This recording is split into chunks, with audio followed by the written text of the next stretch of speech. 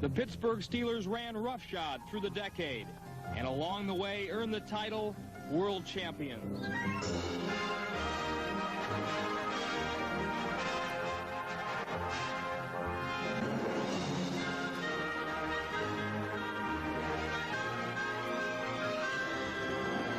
Oddly enough, this dynamic team is led by a man who seems to have no personality at all.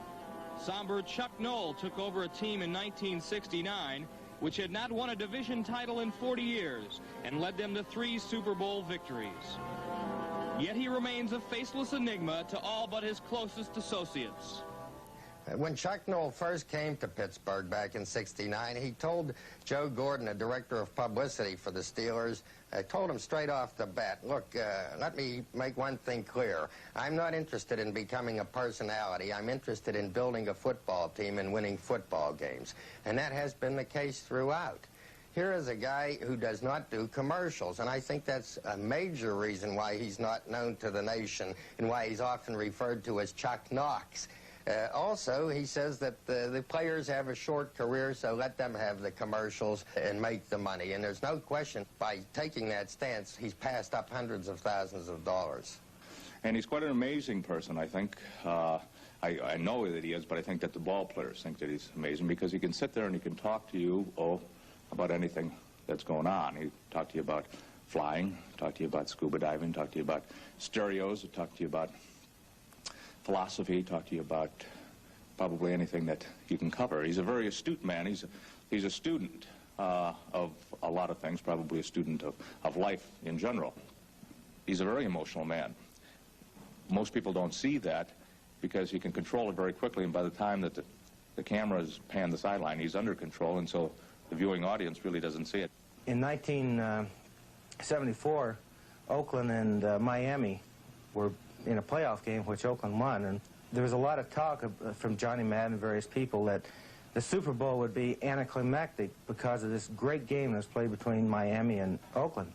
And we'd just beaten Buffalo, and we were getting ready to go out to Oakland, and Chuck came in and says, those guys think they played in the Super Bowl. And Chuck's mouth is only about that wide when he's serious, and it's turned down at both corners, and his eyes are just slits, you know. And he says, those guys that think they played the Super Bowl, we're going to show them on Sunday they haven't played in the Super Bowl. Joe Green jumped up and yelled, and the fire went through that team. And from that point on, the Pittsburgh Steelers, I think, became the team of the decade. And I can almost point to that very instant, that was the time that the Pittsburgh Steelers developed the confidence themselves that has carried on through till 1980. Chuck Noll is thought to be very distant with his players. I'm not sure how true that is. For example, just 2 nights before Christmas this year, Terry Bradshaw and his wife, and Lynn Swan and his wife, and Moon Mullins and his fiancée went out Christmas caroling and showed up at Chuck Noll's front door. They sang him Christmas carols. He invited them in for a little Christmas cheer. Then he looked at his wristwatch and noted that it's 13 minutes after 11. You've broken curfew, but I'll forget it, provided you are not arrested on the way home. Michael, intimidation is generally a part of any big football game, but I don't think either team is going to scare the other off the field today. Well, Jack Ham was telling me that he knew the Steelers had it in the bag last year when he saw Ken Burrow run his first pass route like this. I don't think that'll happen today. I don't think so either. R-E-S-P-E-C-T, Aretha Franklin sang it, but it's in the air in Pittsburgh on both sides of the field. It's the Oilers and the Steelers for the AFC Championship. Mike and I will be with you at halftime, but for now we're moments away from kickoff. Let's go back to Three Rivers, rejoin Dick Yenberg and Merlin Olsen. Thank you, Brian and Mike, and a great job. 2 quick facts. 1, the current temperature, 22 degrees. Fact number 2, the guy who wagers a bob on a contest like this says it's a 10-point game. So it is a powerful Pittsburgh team that has to be beaten. Can Houston do it? Well, Houston has fought its way into this game with hard-fought victories on the road. They've done it with big plays and with emotion. As was shown by Rob Carpenter in his gallant effort against San Diego. Tried to save a timeout, crawling back into the trenches was Carpenter. It was that kind of emotional output by Houston. Turnovers might be the story in this game. the Houston Oilers lead the league in turnovers. They've taken the ball away 52 times. And certainly one of the most exciting, 50 times. And one of the most exciting things for us was watching Vernon Perry work last week against the San Diego Chargers. Well, the peripatetic Perry had 4 interceptions. He blocked a field goal, ran with that. He seemed to be all over San Diego Stadium. Some say that he was even selling popcorn when his own offense was on the field. That's the kind of plays you need, especially when you are an underdog. And with a slick ball, and believe me, it's going to be slick and hard to hang on to today. Those turnovers might be critical. As we said, Houston leads with 50 takeaways. Pittsburgh has given the ball away 52 times. That's #1 in giveaways in the NFL. Merlin, they're talking about Pittsburgh being the team of the 1970s, and one of the reasons they play so well at home, and also when they get into bad weather, Terry Bradshaw seems to play his very best. Bradshaw is at his best at home, in the playoffs, and in cold weather. I think he's the best bad weather quarterback in all of football, and he has some great tools to work with. Here's John Stallworth against Miami. Not only can he catch the ball, knows how to run it into the end zone. But these are the money games, the ones that lead to the big payoff, the Super Bowl. And you talk about the money back. Number 32, Franco Harris, 15 playoff games. Harris has led all rushers 12 times. And if I had to choose one back to run on a slick field, and we've got some icy spots on this field, he's right there, number 32, Franco Harris, an upright style, has both feet on the ground. He's incredible on a slick day. So you feel there's no question Harris versus Campbell. Harris's style is built for this day. We're going to have to keep an eye on Campbell right from the beginning to see if he can run on this field. And defensively, you talk about the Steelers, they're Count Dracula and cleats, number 58, Jack Lambert. He's always looked that way to me, and I'm sure to offensive players across the league. But he is the heart and soul of this defensive team. He's an incredible player, and he'll be doing his job out there today. So it's powerful Pittsburgh against surprising Houston. The winner goes to the ball in Pasadena. Well, almost a Cinderella story if Houston can pull it out today. They've taken it against long odds. It's going to be exciting to see if they can make this one. And a sellout crowd of over 50,000 in Three Rivers Stadium will be rooting for their beloved Pittsburgh Steelers. We're just moments away from this AFC Championship game, and we'll be right back. Steelers all the way to the Super Bowl. ABC Sports presents the best of the National Football League, the American Football Conference Championship game. Today from Three Rivers Stadium, it's the Houston Oilers and the Pittsburgh Steelers. Today's game is brought to you by Dodge. Test drive the new 1980 Dodge cars, engineered with room, styling, ride, and handling. By Budweiser. For all you do, this Bud's for you. By Allstate Insurance Companies. You're in good hands with Allstate. And by Avis, featuring new 7-day and weekend Super Saver rates. Avis tries harder and succeeds.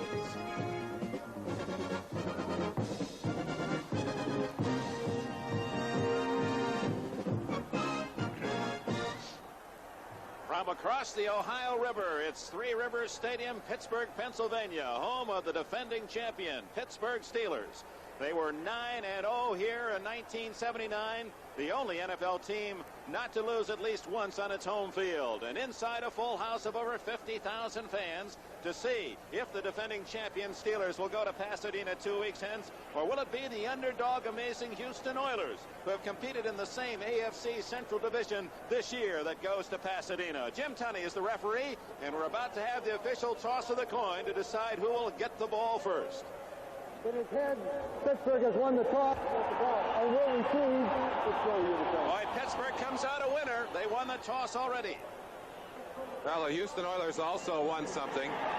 They've got the better footing at the left end of the field as we look at it, and they'll force Pittsburgh to go into that rough turf. Let's talk about the field condition again, Merlin. To our right, the end zone to our right was frozen. This morning they were chipping the outside of that end zone, where to the left with the sunshine. That's the part that will have the poorest footing today. That field basically, although it looks okay, is frozen. They've also used a chemical de-icer on that part of the field. And my experience with that, Dick, is that it puts a scum on the ball, a thin scum. And I think the ball is going to be very difficult to handle today. It is cold, about 22 degrees, and we're going to see a lot of fumbles, I think, and a lot of turnovers in this ball game today. We're pleased you've joined us for this AFC Championship game. Of course, the winner will take on the NFC champion.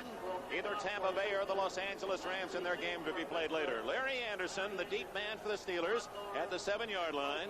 Tony Frisch will kick it off for the white-jerseyed Houston Oilers. Frisch on his way to the Pro Bowl, named the top kicker in the AFC. It's Pittsburgh weather. The indoor Oilers feel that they are geared for another upset win, and we're underway.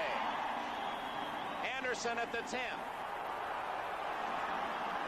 Look at him skate his way out to the 31-yard line. So Larry Anderson very careful as he made his moves, and even at that you saw him skid and skate. Terry Bradshaw takes his team onto the field. Offensively, it's Bradshaw at quarterback. Big Sidney Thornton, fine blocker, teaming with Franco Harris as the running backs for the Steelers. Lynn Swan and the incredible John Stallworth, a great tandem outside for Bradshaw with Big Benny Cunningham, the tight end. First down, Anderson actually through that crowd got all the way to the 34-yard line on his return. And it's Rocky Blyer in there instead of Sidney Thornton. Franco Harris up the middle. 5 yards for Harris.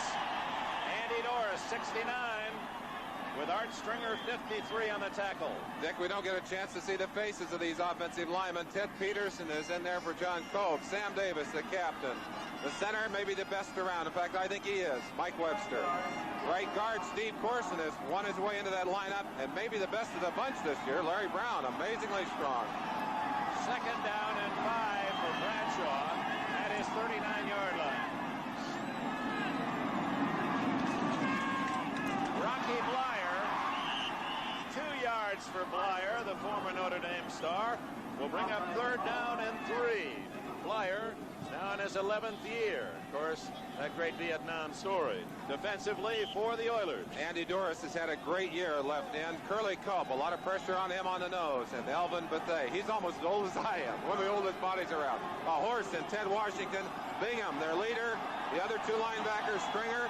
Finally, Robert Brazil, great Pro Bowler and All-Pro player. Third and 3, Bradshaw's first throw has a man open. Stallworth at the 41 of Houston after Bradshaw ducked the defensive pressure. Terry Bradshaw is one of the strongest quarterbacks in the NFL. He probably should have been sacked. We're first going to give you an idea why John Stallworth was open.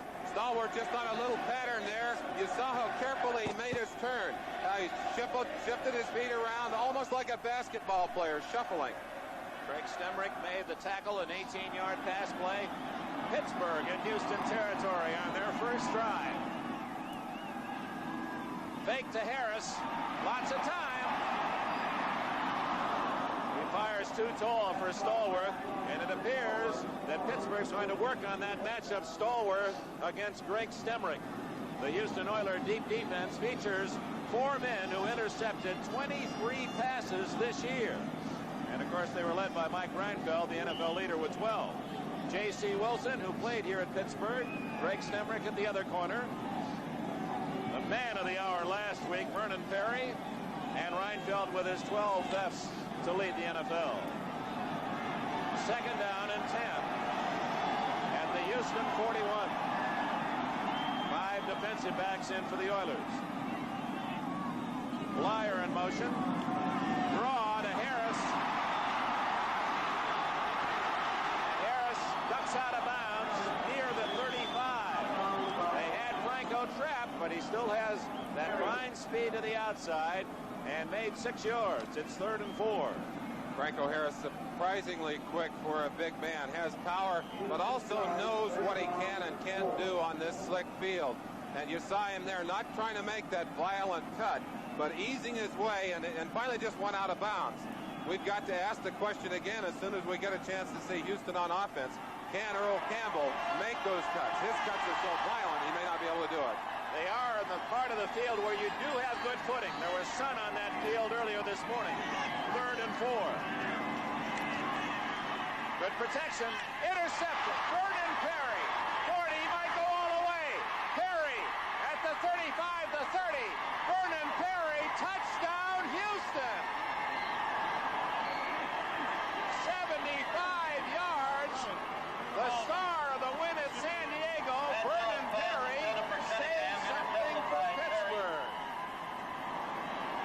Houston Oilers, turnover city again. And they have got to believe that Bradshaw simply threw into the coverage. Watch it right here. There's no way that that pass goes to anyone but Vernon Perry. And Perry, of course, taking full advantage. How could you believe that the man who was so fantastic last week could come back and put them on the right page at the beginning of this game? They've got their 6. They're going for 7. What a tremendous break for the Houston Oilers. Now Tony Fish to try the extra point on a frozen part of the field. Gifford Nielsen to hold. It's good. Vernon Perry, who did everything but score a touchdown last week, gets one in the first 2.5 minutes today. And with 12.5 minutes left in the first quarter, Houston jumps in front 7-0. From Jackson State has gone 75 yards for the first score of the game with a pass interception of Bradshaw. I asked Vernon Perry in the locker room before the game, I said, have you got another big game in you? He said, I got 2. Well, he started this one off right, didn't he, Dick? He certainly did, and Perry has Houston on the board with 7. 12.5 minutes remaining in the first quarter. Frisch to kick it off. Larry Anderson deep for Pittsburgh. Hits this one deeper. Anderson at his 7. 20, and down at the 24-yard line. Boobie Clark, the former Bengal, makes the tackle for Houston. And now this crowd revs it up.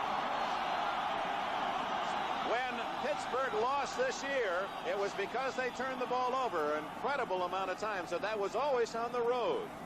I would say one thing, too. In the last 2 trips here, Houston has had turnover trouble. Pastorini has thrown 5 interceptions in each of those last 2 games played on this turf. Stallworth left, Swan to the right from the Pittsburgh 24. Blyer and Harris split behind Bradshaw.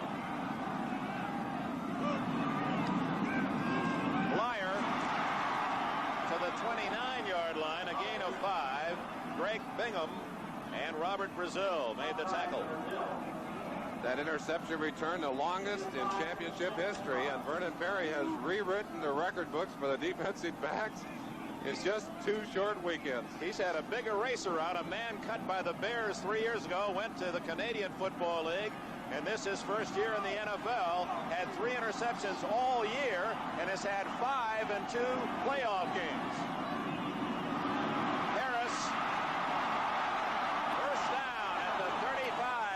Franco.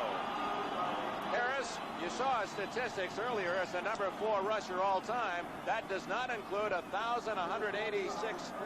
That does include 1,186 yards rushing this year. But look at that upright style and watch the cutting ability of Franco Harris. He has such good vision and such amazing ability at cutting back against the grain. And I think with emotional pursuit, that's been one of his edges in playoff games. First down at the 35. Rocky Blyer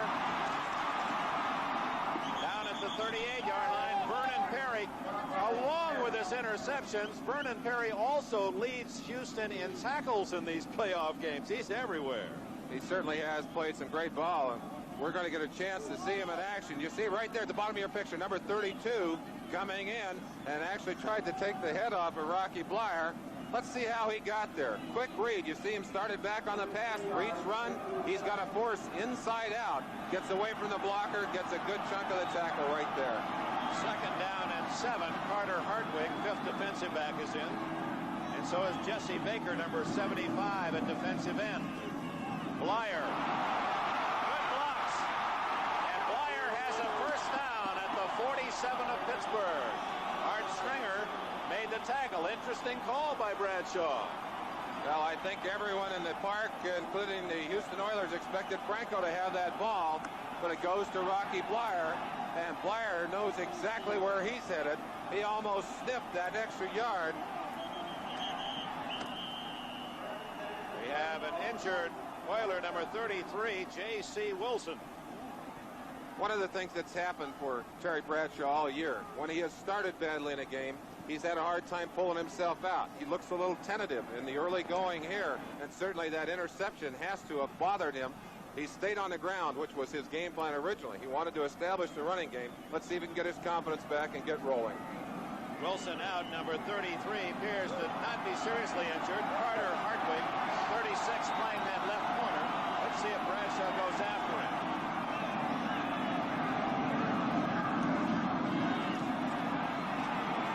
Flyer incomplete at the 43-yard line. And again, you can see the tentative actions of both passer and receiver. They want to make sure those feet are underneath them solidly and not making any quick darting moves that you would see, well, in the September or October games of this NFL year. And what a contrast, Dick, to the way that Bradshaw and these Steelers came out against Miami last week. They came out and just tore Miami's defense to bits. But they are tentative. They are concerned. And a champion can't afford to get conservative in the big games. 7-0. Houston leads on a long interception touchdown by Vernon Perry, 75 yards. It's 2nd and 10. Bradshaw audibleizing. Harris on the quick toss. He's to the Houston 48-yard line. Hit there by Stringer, 53, and Hartwig, 36. It'll be 3rd down and 5. We got a 4-man rush. Then Mike Stensrud, pick number 67, one of their early picks this year. He's really come on for them as a pass rusher. They put him in place of Curly Culp, so they won't go to a 4-man rush. Just change Stensrud. 9 minutes and 45 seconds remaining. First quarter. 3rd and 5.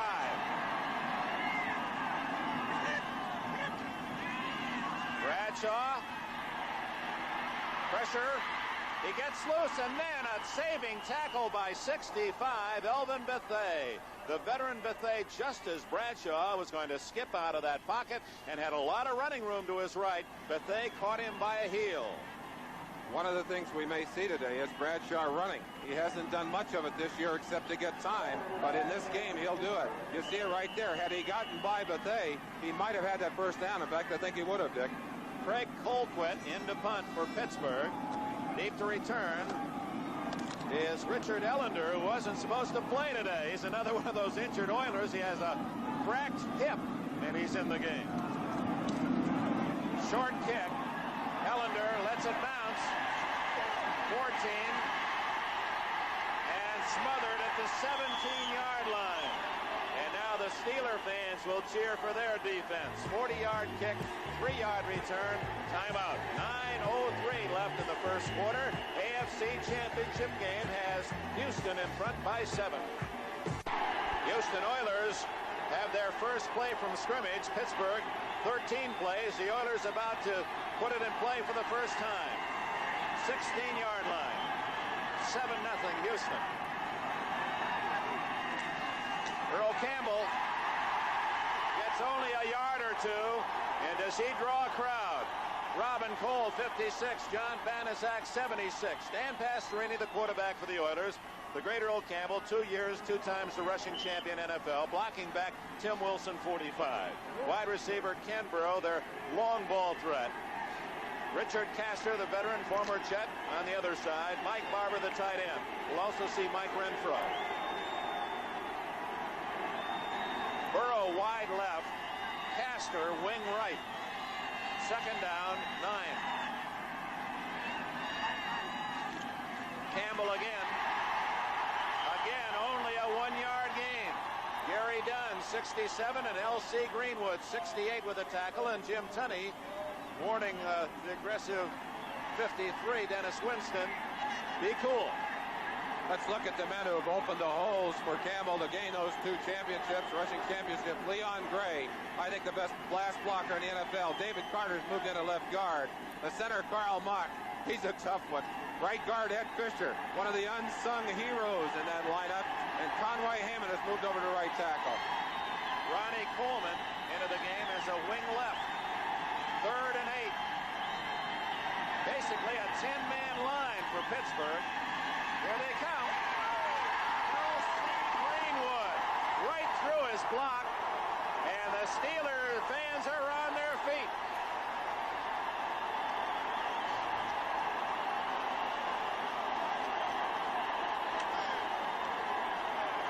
Number 68, L.C. Greenwood, is the premier pass rusher of this team. He just blew by number 70, Conway Hayman, and and smothered Dan Pastorini. Pastorini just does not have enough mobility to get out of the way. Cliff Parsley into punt. He's in his own end zone with Theo Bell out at midfield for Pittsburgh. Parsley has done a great job punting in the playoffs.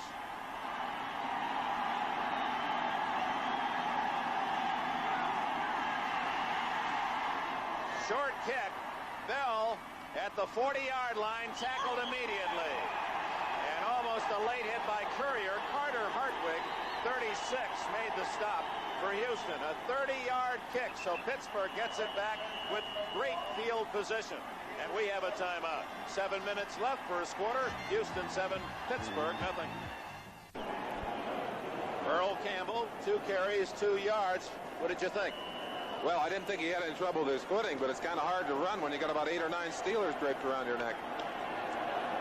Pittsburgh on the short punt puts it in play at the Houston 40-yard line. A complete Pittsburgh team, and Bradshaw to the air. Complete. Lynn Swann at the 26. J.C. Wilson back in the game, the Houston defender. Got to believe that maybe Bradshaw's pulling a little of that fire out of his defensive team, and right here attacks that pass, gets it to Swann, who for years has been his favorite receiver. Let's see how Swann gets open. Utilizes a quick turn, and you see the slip right there? The slip by J.C. Wilson made it possible for him to be open. First down, Pittsburgh's deepest penetration at the Houston 26. They trail 7-0. 6:22 left, first quarter. Rocky Blyer, flag down. Blyer bulling his way all the way to the 14, but I believe the penalty will go against Pittsburgh for procedure. Well, yes. That's a big penalty. They are already in good field position. That would have given him a first down inside the 15, Dick. But it's a motion penalty against the Steelers, and that'll take it back to about the 31-yard line.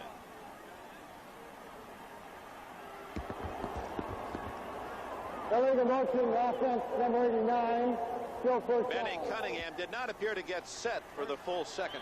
Well, he jumped, and that's allowable if he can get back and get set for a full second before the snap. The men on the end of the line can move. Inside, if you lift your hand that way, the penalty is automatic.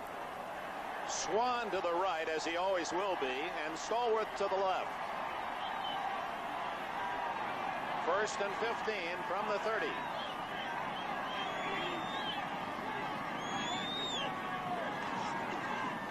Play action.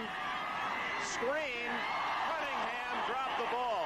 Curly Culp, the veteran, was right there for Houston. On a screen play like that, the offensive line is supposed to let the defensive lineman through, but they accidentally screened Curly off too well. He saw the big tight end Cunningham slipping to the outside, and even if Cunningham had caught the ball, I think Curly would have had him. He's a smart nose man. A lot of pressure on him today. He's got to control the middle of that line.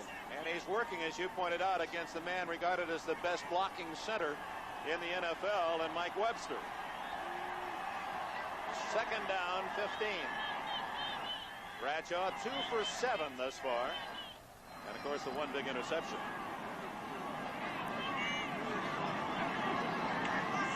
Harris, Andy Doris from one side, number 69, and J.C. Wilson from the corner to make the tackle, and also credit Greg Bingham, 54. He's usually where the ball is. The Oilers employing a 4-man rush there, Dick, as they put in an extra defensive lineman. I think Bradshaw was hoping he could catch him in an all-out rush and plop Franco through there. Often if you can do that, you can get some good yardage. But they read the play beautifully and made the stop. Third and 14.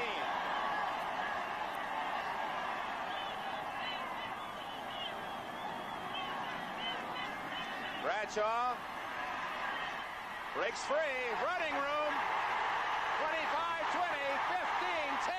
He's all the way to the 4-yard line.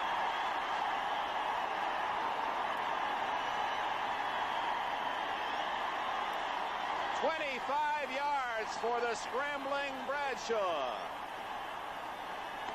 One of the things you have to say about Terry Bradshaw is he can take what appears to be a loss and turn it into a big play. He does it right here with his running ability, and as we said, he has not run much this year, but in a big game like this, he will run. He'll go for every extra yard. You saw it right there. He dives out of bounds. They're down inside the 5-yard line. 1st and goal. With apologies to our speller, but not to our artist, you'll see some of those caricatures today. 1st and goal at the 4. Harris, a yard. Didn't appear that Harris really got off to a good start at all. And we saw that play in the Rose Bowl often, using that tight end in motion and sending him into the hole. Here comes Sidney Thornton, number 38. Big, powerful young fullback from northwestern Louisiana. Second leading rusher for the Steelers this year with 585 yards and 6 touchdowns. One of the things that Sidney Thornton brings to that lineup is some speed, and they do use him frequently outside. Maybe they're thinking of taking this play outside. 2nd and goal at the 3. Pittsburgh trying to tie it up. Thornton, and an excellent play by you-know-who. It was Stringer and also Vernon Perry in on the stop. But Stringer, the first hit from Ball State, one of the inside linebackers. They're trying to get Sidney Thornton off tackle and outside, but they get the great force inside by Bingham and Art Stringer, number 53, actually the man who got on his ankles, and then the clincher by number 32, Vernon Perry. 3rd and goal, a loss of a yard on that last play. 3rd and goal at the 4. Swan and Stallworth both wide left.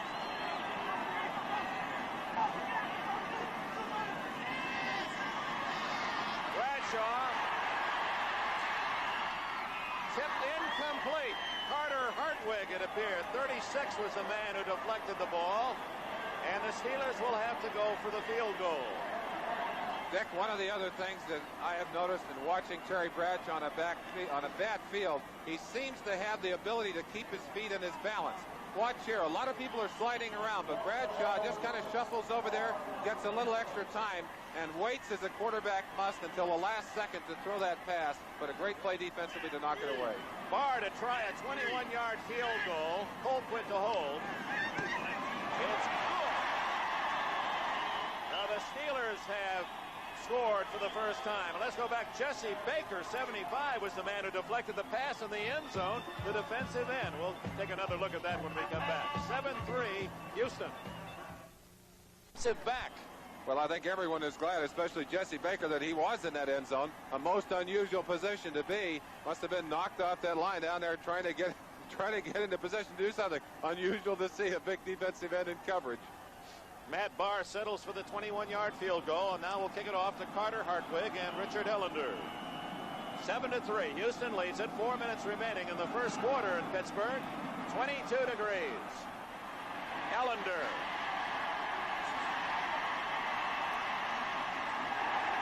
Down at the 18. Ellender has good speed, but he didn't seem to get it going, and he had some blocks downfield. I don't know whether that was the field or the fact that Ellender's playing with an injured hip. The defense for the Steelers. A defensive lineman, the forward portion of the steel curtain, LC. You saw him on the sack earlier. Mean Joe Green, the building block of this defense. Gary Dunn. And on the outside, Big John Banaszak. Dennis Winston, Dirt Winston. Lambert. And, of course, on the outside, on the other side, Robin Cole back in the lineup. Jack Ham out for the playoffs with that ankle injury. First down at the 18 for the Oilers. Campbell. Robin Cole drops Campbell for a loss at the 16. Thus far, Campbell, 3 carries, has no yardage. Very, very aggressive defense. Number 56, Robin Cole, just coming across and tearing Campbell down. Campbell really has had no chance at all to use his cutting ability. They've been on him before he can get any kind of momentum, and he'd love to get those big backs running toward the sideline when they don't crunch you. Pastorini has not thrown the ball yet. Deep in his own end at the 15. Here's his first pass. Screen to Wilson. He's got blockers. 20, 25, 30, 35, 50, and he's all the way to the 45-yard line of Pittsburgh. A screen pass to Tim Wilson, and here come the Oilers. Rather amazing. If you'd ask who the main man in this offense is going to be, everyone, of course, will say Earl Campbell. But it's Earl's blocking mate, number 45, Tim Wilson, that makes their first big offensive play. Gets some great blocking, pulls out of a couple of tackles, and he seems to have great balance in maintaining his foot control on this field too, Dick. But they're down into that slick end of the field. Let's see how they do down there. 41-yard play. Ron Johnson made the tackle. Here comes Campbell. And again, the Steelers king on the Oilers' top runner, drop him for a loss. Back at the 46, a loss of 2. So Campbell now has carried 4 times, and he has a minus 4-yard total. Ron Johnson and company of the Steelers, Mel Blount, the All-Pro corner, Donnie Shull, another All-Pro season for him in safety, and J.T. Thomas filling in for Mike Wagner, and admirably so. Thomas, back from that blood disorder that kept him out all of last year, been a valuable aid to that deep defense of Pittsburgh. They just sent Dwayne Woodruff onto the field and apparently got there too late. They sent him back off. Lambert said, too late, get on out of here. 2nd and 12.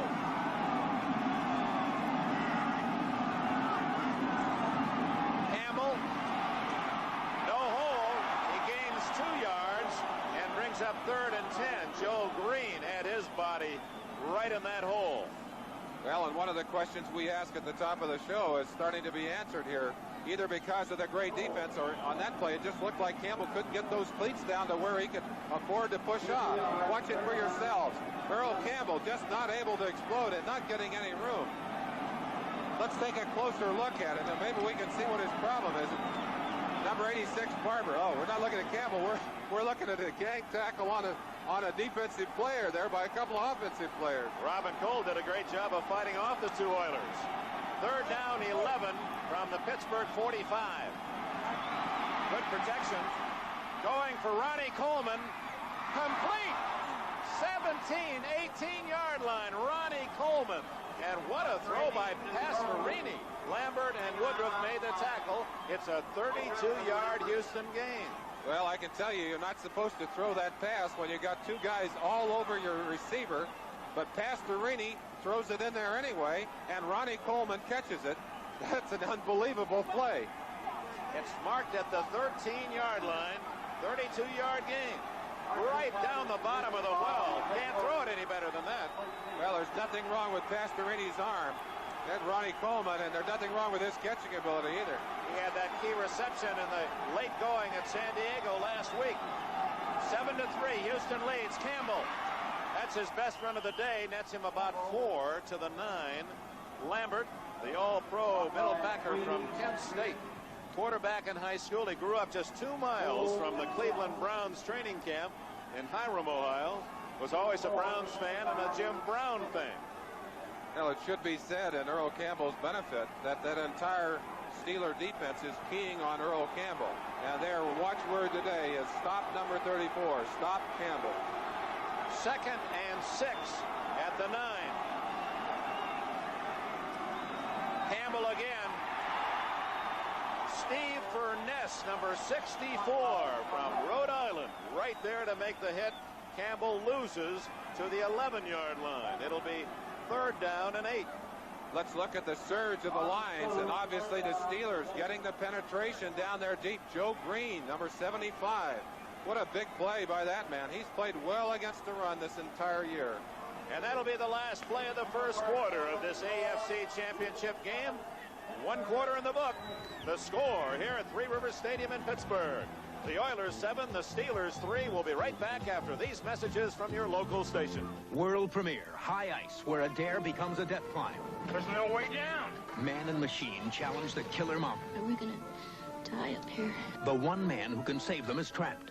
It's still bleeding, but not as much. David Jansen, Tony Mossati, and Gretchen Corbett in the most dangerous rescue movie ever. High Ice, after Little House, Monday. Now is the right time to get more than just interest on your money when you save at your neighborhood Mellon Bank. Because right now you can get any one of these great Timex clocks at a great low price when you deposit $100 or more in a new or established Mellon Bank savings plan. Or deposit $500 and get this electric alarm free. That's why now is the right time, and Mellon Bank is the right place. Mellon Bank, a neighbor you can count on. This is a drilling rig capable of drilling over 20,000 feet to find oil and gas. U.S. Steel's Oil Well Division provides the equipment to make a rig like this work. We also manufacture a broad range of machinery and provide services for the production of petroleum and natural gas. Oil Well has been serving the petroleum industry for over 100 years, an industry critical to the economic health of the whole Western world. Experience. At United States Steel, it's one of our strengths. Hey, that's the spirit, Steelers.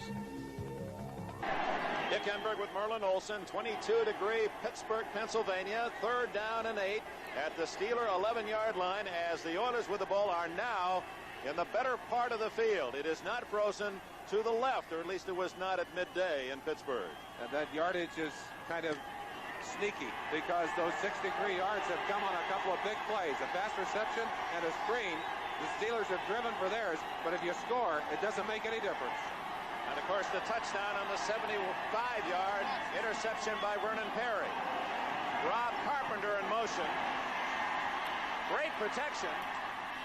Carpenter down at the 9, and Houston will have to go for the field goal. Lauren Taves, 51, Robin Cole, 56, in on the tackle for the Steelers. And here comes Tony Frisch for the Oilers. Frisch, who missed only 4 of 25 all year.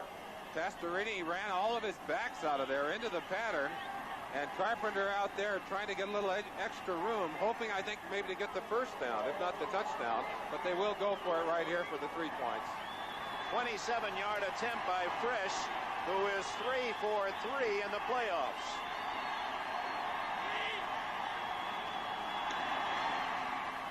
Right down the middle for the veteran from Vienna, Austria. And we have a timeout in Pittsburgh. Almost a full 14 minutes left in the first half. Houston builds its lead back to 7. It's 10-3.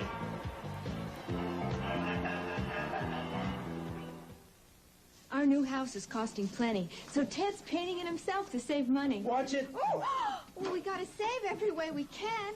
You can save 15% on Allstate homeowners insurance. 15%? It's Allstate's biggest new house discount ever. Your house is brand new, so you'll save 15% the very first year. Boy, that'll buy a lot of paint. Maybe some paint remover, too. You're in good hands with Allstate. And that's a promise from us, the good hands people. Weekends were made for Michelob. It's for real. Well, that calls for something special. Hey, Chico! Yeah. Michelob all around. Make your own weekend a little more special with a smooth and mellow taste of Michelob. Michelob? What's the occasion? I've met the woman. Again? Weekends were made for Michelob. Yeah. Sports World is back and better than ever as basketball's Clown Prince, Meadowlark Lemon, returns with a new team and some old friends. Joining Meadowlark will be Wilt the Stilt Chamberlain and Marcus Haynes. That's Meadowlark and the Bucketeers next Sunday on Sports World. So the Oilers went 72 yards to get Frisch in position for that 27-yard field goal, and now he'll kick it off to Larry Anderson, standing at the 8 for the Steelers. Just underway in the second quarter, 10-3, Houston leads it. Anderson at the 14, the 20, 25, 30, and to the 33-yard line as he slipped through an attempted tackle by Jeff Groth and finally stopped by Boobie Clark. Now, both quarterbacks seem to be getting a lot of time to throw, Merlin. Well, again, I think that's the footing factor, Dick. The defensive linemen have to initiate the action on a pass rush. And when you try and explode off that line of scrimmage and you can't keep your feet underneath you, you simply can't make those quick moves to get on that quarterback. I think it might mean that Bradshaw and Pastorini will go more to the pass than to the run. Bradshaw has Swan right, Stallworth left, and he is back to throw. And he completes it to Swan. First down at the 50. Swan's second catch. Art Springer made the tackle, number 53. Bradshaw threaded that through some Houston Oiler arms. And again, the thing that happens in the secondary, when that pass receiver knows where he's going to make his cut, and he can take that easy shuffling cut. Let's watch Swan here. Watch the shuffling cut. See the little tiny steps there? And the defender cannot make that instant reaction. He's a puncher, a counter puncher. He can't get back up there because he can't explode off those feet. Plus, if he does fall down, it's a touchdown instead of a 17-yard gain. Bradshaw will throw again. Incomplete. Intended for John Stallworth. Bradshaw, pretty good pressure on him that time. This telecast presented by authority of the National Football League. It's intended for the private use of our audience. Any rebroadcast or other use of this telecast without the express written consent of the Pittsburgh Steelers and the National Football League is prohibited. Focal point of Chuck Noll, now 48 years old. His birthday yesterday. 11th season with the Steelers. As he started the decade of the 70s, he had just come off a 1-13 season and told his team, "We're going to the Super Bowl eventually, Ben," and they had to choke through some smiles in that Steeler locker room. But he certainly has led them there, and now the only team with 3 Super Bowl wins. An audible by Bradshaw. He's down to 3 seconds on the clock and dumps it off to Harris. Good, solid tackle by Vernon Perry. Oh, he is quite a defender. A gain of 6, 3rd and 4. Bradshaw doesn't want to get into those long yardage situations. He doesn't want to allow them to put that extra 2 or single defensive back in there. And I think he saw right there what he thought would be an opportunity to get a quick drop to Franco and let him run a little bit. But the man of the hour, number 32, Vernon Perry. Great ball reaction here, protecting his zone, and an excellent open field tackle on Franco Harris. On 3rd and 4, Cunningham, the tight end, is split away out of your picture to the right. And it's to Blyer. First down. Out of bounds at the 36. Greg Bingham. And J.C. Wilson on the tackle. No question that Houston's defense is trying to take away the outside receivers, but they're giving them some room short. Right here, they're also giving them some room underneath. And, of course, Blyer taking advantage of that as he works against the very dependable Greg Bingham. He's led that team in tackles for 7 years now. That kind of consistency is hard to beat. The Steelers are now on the rough part of the field. The footing will not be as sure from here to the goal line. Harris. Greg Bingham made the tackle at the 33-yard line just when Harris is about to put it in that second gear. We just got through talking about number 54, Greg Bingham. He is a tremendous player. Watch the action on the inside. Curly Culp working on Webster, trying to keep his position. Webster does a good job on Culp, but number 54 fills in, slides up admirably, makes the stop. It'll be second, about 7 yards to go. And Bradshaw would like another yard or 2 on that play. He'd like about second 5, second 6. Both wide receivers to the left. Swan in the slot. Blyer to the 30, and that'll bring up 3rd down and a short 4. 3rd and a short 4. Curly Culp and Greg Bingham on the tackle. One of the things that Curly Culp brings to that position is great strength, but he has to give up strength to this Pittsburgh team. I tell you, their offensive line, one of the strongest in football, especially in Webster. And of course, both those guys pump over 500 pounds. And Culp, who's a strong man in his own right, really is not at that great an advantage when he goes against these guys. 3rd and 4. Pittsburgh trailing 10-3 early in the second quarter. Bradshaw, Swan is open. Breaks a tackle and finally down at the 19-yard line. First down, Pittsburgh. Fans are booing that Oiler that came flying in after the tackle but did not hit Swan. Well, we said that Terry Bradshaw was going to have to go more to the pass, and as if on cue, he has done exactly that with this drive. And Swan, of course, doing his thing as he always does. He's nursing a hamstring and still able to make the nice cut, able to control his balance, and fights for that extra yard. And Swan, well, he does handle that ball like a magician. Bradshaw looking for Swan. too long. J.C. Wilson, who's back home here in Pittsburgh. Close friend of Tony Dorsett, number 33 on the coverage. Well, no question that Swan had beaten his man, J.C. Wilson, deep on that particular play. Let's see what kind of move he put on it. Just a little half stop there, forces the reaction up, and then gets deep. And had the ball been on target, it would have been a touchdown. 2nd and 10 as Jim Smith comes in for Pittsburgh, and Swan goes out. And again, the receivers on a day like today, and especially at that end of the field, by knowing where they're going, and these Pittsburgh receivers especially, they know this field. They know where they can turn, where they can stop, and where they can't. 9th play of this drive. Pittsburgh trying to tie it up. Smith to the right, Stallworth left. On 2nd and 10, it's Blyer. Dumped rudely at the 16-yard line as Andy Doris, finishing his best season in the NFL, 7 years out of New Mexico State, led the charge. Chuck Noll with 100 regular season wins now and 112 overall since taking the job here in Pittsburgh. He's built quite a football power, but his team trails 10-3, 9:55 remaining, first half, a big 3rd and 7.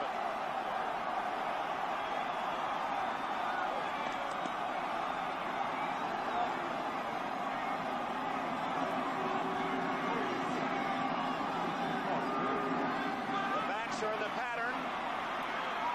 Cunningham, touchdown! Benny Cunningham.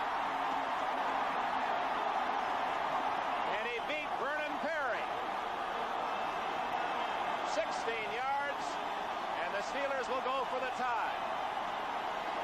The Houston Oilers doubling both outside receivers, trying to take them away from Bradshaw, and Bradshaw responding by going to the man who is single covered. Single covered by number 32, Vernon Perry. And the big play this time is not Perry's.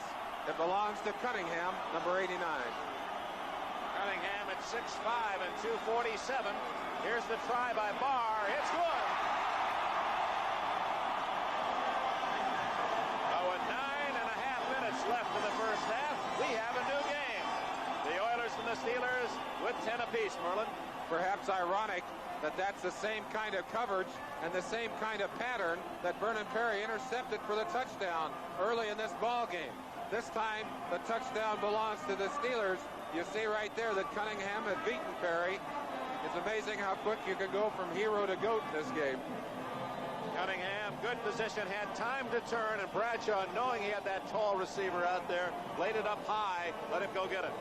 Well, and again, that end of the field is treacherous, and it's going to be especially treacherous for people who are not used to it and who have not played on this kind of turf.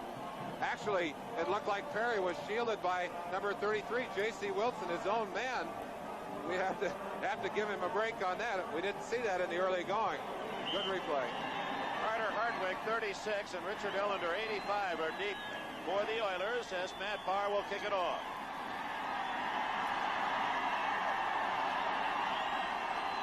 9:33 left in this first half.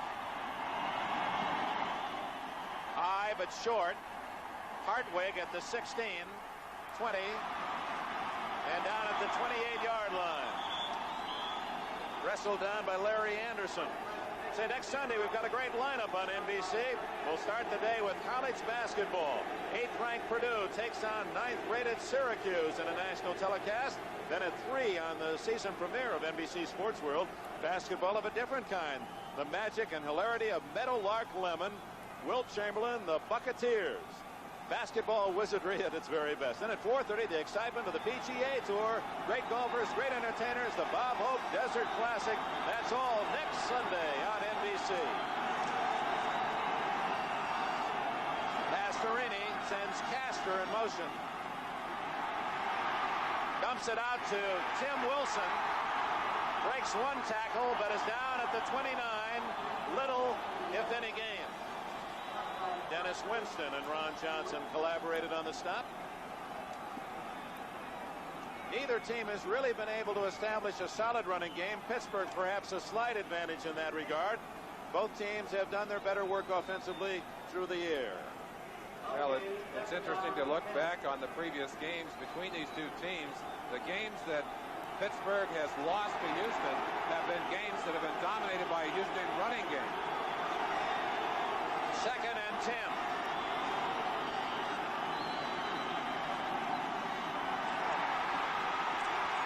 Pastorini, what a catch by Renfro at the 40-yard line and a first down. Renfro left his feet too soon and still snared it. Pastorini did an excellent job of avoiding the rush. That's the most mobility we've seen out of him. You get a look at Joe Green, 75, and Banaszak, 76. Banaszak diving. Pastorini really wiped out as he got that one off.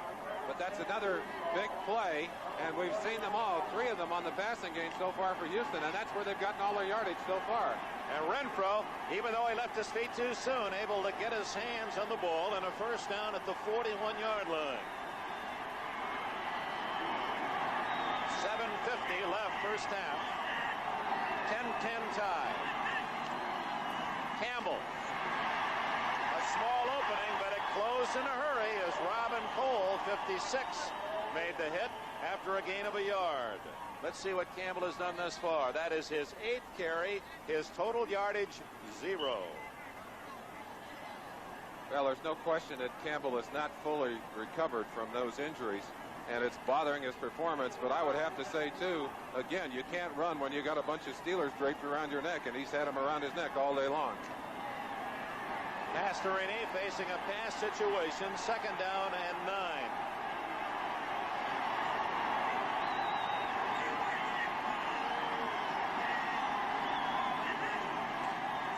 Campbell. Dennis Winston drops Campbell for another loss. And that running back this year was Earl Campbell. Most of the defensive teams in the NFL, if they lose their #1 linebacker on the outside, as this team did, and Jack Ham, are in trouble. But these guys just slapped Dirk Winston in there for Jack Ham, and he comes up with that kind of great play. The play before was Robin Cole, number 56, doing the same thing on Campbell. Ken Burrow apparently has re-injured himself. He has not played. Guido Merkins is in as the 3rd wide receiver on 3rd and 12. Coleman in motion.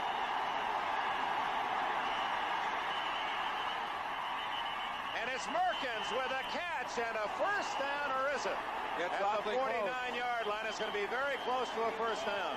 I believe he's got it. Guido Merkins, who is the 3rd-string quarterback. But a flag is down.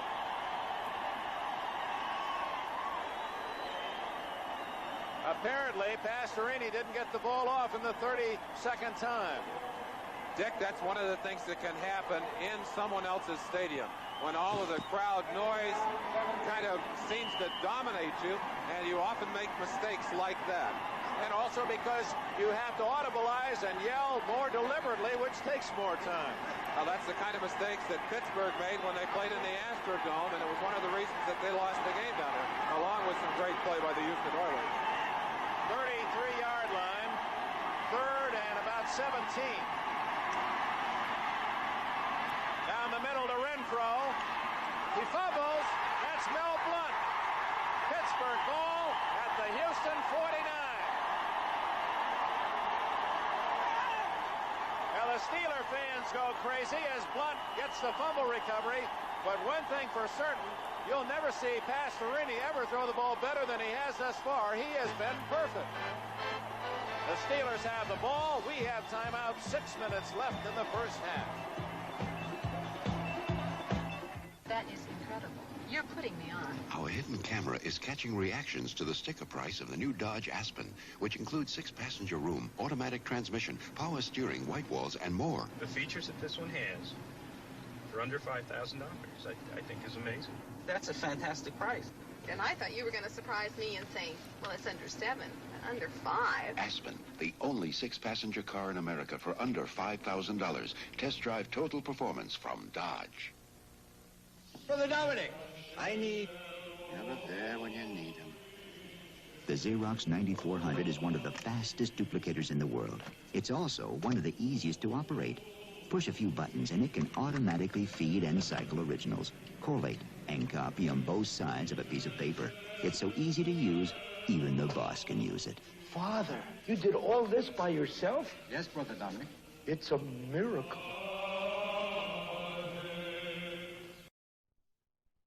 This man has to say. Carl Malden is back in a powerful new role. Skag, a special 3-hour premiere tonight on The Big Event. First turnover for the Pittsburgh Steelers as Renfro had the first down, tackled, lost the ball. No Blunt recovered. It's a first down at the Houston 49 for the Steelers in a 10-10 tie. Cunningham, tight end, splits away. Both wide receivers, Swan and Stallworth, to the left. Franco gets 4 yards down to the 45. Going back to Dan Pastorini, he is 6 for 6, and he had another completion called back on a penalty. And we also talked about not only the fact that there were going to be turnovers, but the ball was going to be hard to hang on to. You see it right here. Renfro has a good grip on the ball, but he was caught changing hands with it. You saw him. He knew he was going to get hit, wanted to change hands, and it cost him the football. See right here, changing hands, shifting it over, and he got hit by Donnie Shell, number 31, right in the middle of the changeover. Now Shell forced the fumble. Blunt recovered. 2nd and 6 at the 45.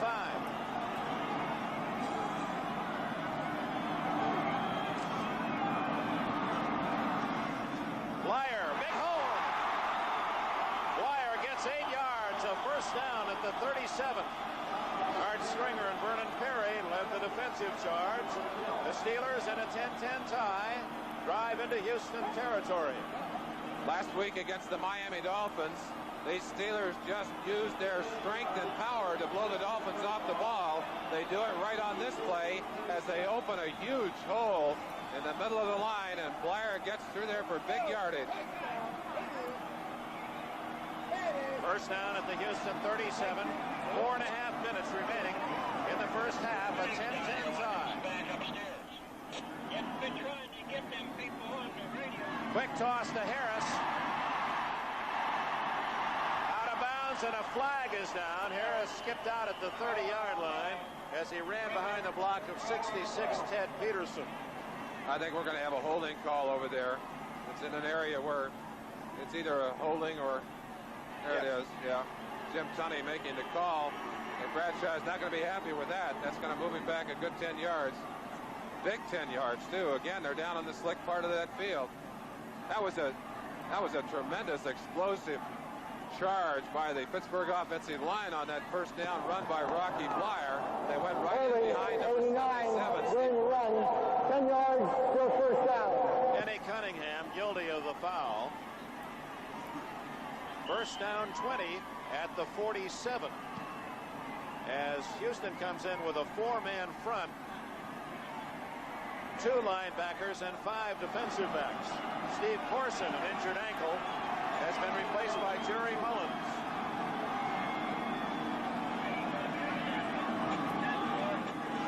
Bradshaw going long for Swan. Incomplete, but what a beautiful moment to watch as the graceful Swan made one of his patented time leaps and almost pulled in 6. Swan was a picture of concentration as he waited for that ball and timed his jump. Bradshaw has the ball slightly off target. Swan adjusted beautifully, and right there, I think he makes the catch if he doesn't get hit on cue by number 33, J.C. Wilson. Wilson is out of the picture. He's beaten altogether. Watch him come back in and hit Swan right at the last critical second. And Swan knew it. He said, I could have had that if you hadn't bumped me. He would have, too, right there. Another beautiful shot of it. Tremendous concentration on the ball. The way Swan hangs in the air, he is really an athletic marvel. Swan unhappy that he didn't come up with a touchdown, but that man made a fine defensive play. J.C. Wilson hits 2nd and 20 at the 47. That's a big recovery. He was out of position. Screen to Harris. 45, 40. He's all the way to the 32-yard line. A gain of about 15 yards. Sam Davis Harris, the offensive captain, the guard, number 57, threw a key block. The same kind of play we saw Houston run for big yardage earlier in the game. Again, the play acting by the quarterback to pull the defensive line in. Brazil had a chance at it, expected Franco to cut back. Franco just outsmarted him, stayed to the outside, and with the bad footing, Brazil was beaten. Franco was down there for a big gain, but they do have a critical third down here, and I don't think they're yet in field goal range for Van Bark. 3rd and 5 for Bradshaw. 10-10 tie. Clock down to 3:25 left in this half. Harris. First down at the 21. A patented Harris run, picking his way through the middle of that Houston defense. Well, these Pittsburgh Steelers, they'll trap you when you get off the bus and you come into this town. And they run that inside trap better than any team in football. Right here, number 72, Mullins, gets the trap, makes it possible for Franco to cut back into the open territory. And as we said earlier, he's the finest cutback runner in football. Great job by Webster on Culp, keeping him off the backside. But look at that cutting ability by Franco Harris. On first down, Bradshaw. Into the end zone, Stallworth. John Stallworth. And Pittsburgh takes the lead for the first time.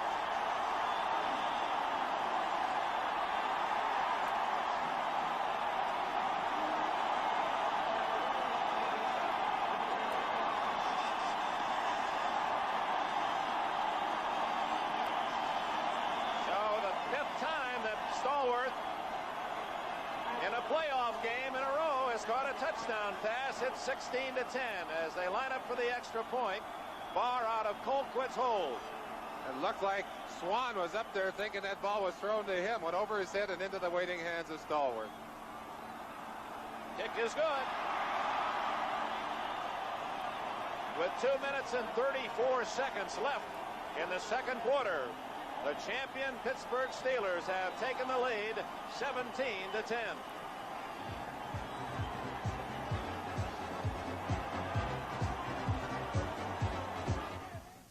Stanley makes saws to cut any job down to size, cross-cut saws to cut across the grain, rip saws to cut along the grain, compass saws for odd shapes, coping saws for curves, for precision cuts, back saws, for metal, hack saws. Stanley saws are made with tough, tempered steel and selected hardwoods, then packed in a protective sleeve packed with information.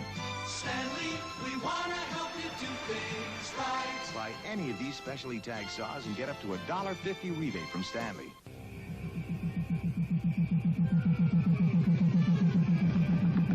I think we got company, Wilbur. Yeah?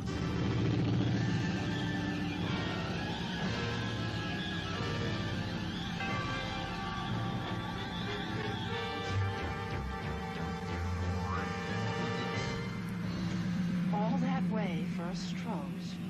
Don't surprise me none.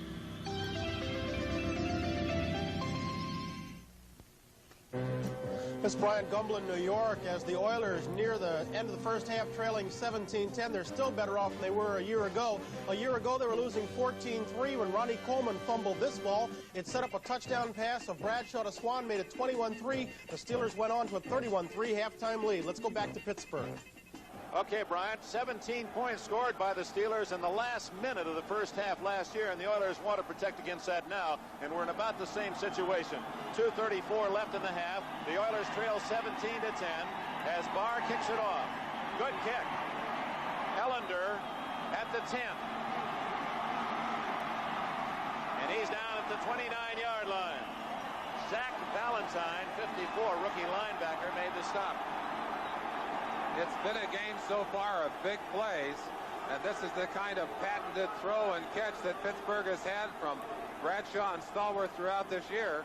Looked like maybe it wasn't going to be that kind of day, but it has exploded in that way for them. Watch Stallworth coming on his own into the end zone. Again, total concentration on that football, thinking of nothing else but catching it. They have the touchdown. I was interested, too, in watching Bradshaw, who was looking left all the time, and at the last moment almost stepped left and threw right for the score. Pastorini, a perfect 6 for 6 passing. Gives it to Campbell, and Campbell is hit at the 30-yard line. White, number 78, the veteran defensive end, made the tackle. The Houston Oilers have changed their offensive philosophy. They've gone to two tight ends and Campbell a single back in the backfield. They'd like to get Campbell off the corners and isolated on the defensive backs, but he was unable to get rolling that time. Only a short gain puts them in a long yardage situation on second down. And we have the official 2-minute warning here at Three Rivers Stadium in Pittsburgh, where the score reads Pittsburgh 17, the Oilers 10.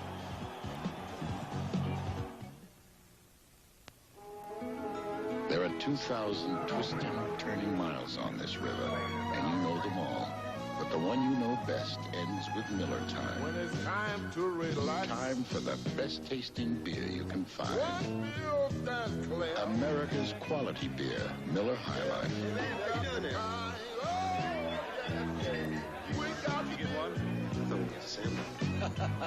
Miller. Yeah. But you got to get them behind the wheel, and you got to show them what kind of product you've got, and we've got a good one. 50 owners of T-Bird, Grand Prix, Monte Carlo came to test drive America's newest personal car, Murata by Dodge. Engineered to be gas efficient, but not at the expense of styling or luxury, and not at the expense of performance. Better than 2 out of 3 who drove Murata preferred it to their own personal car. This Murata is a car that I'm going to drive. That's going to be my car. Test drive total performance from Dodge.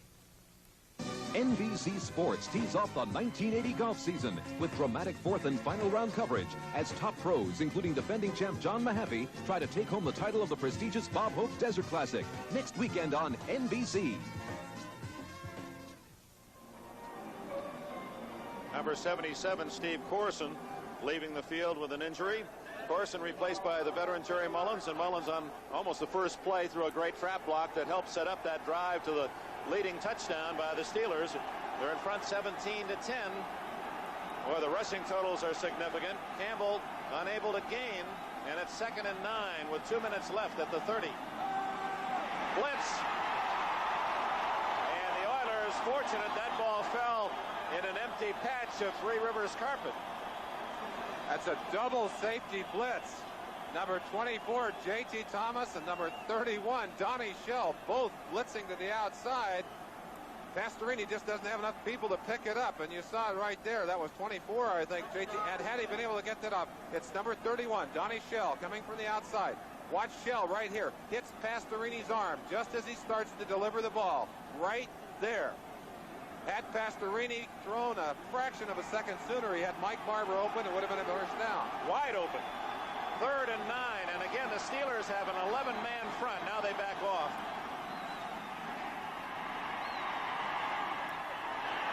Intercepted.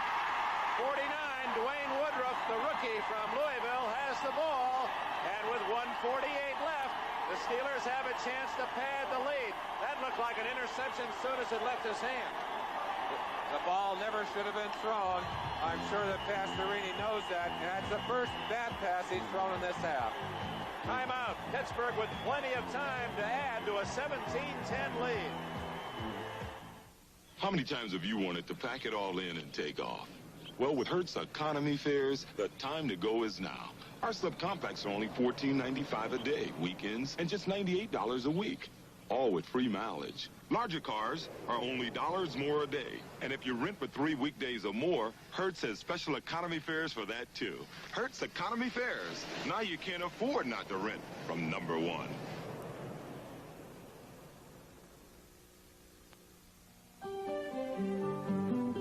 If you're looking for a light beer with a full-bodied taste of your regular beer, your search will end with Michelob Light. The rich, full-bodied taste of Michelob Light. Don't just compare it to other light beers. Compare the taste to any beer you like. It's that good. Michelob Light.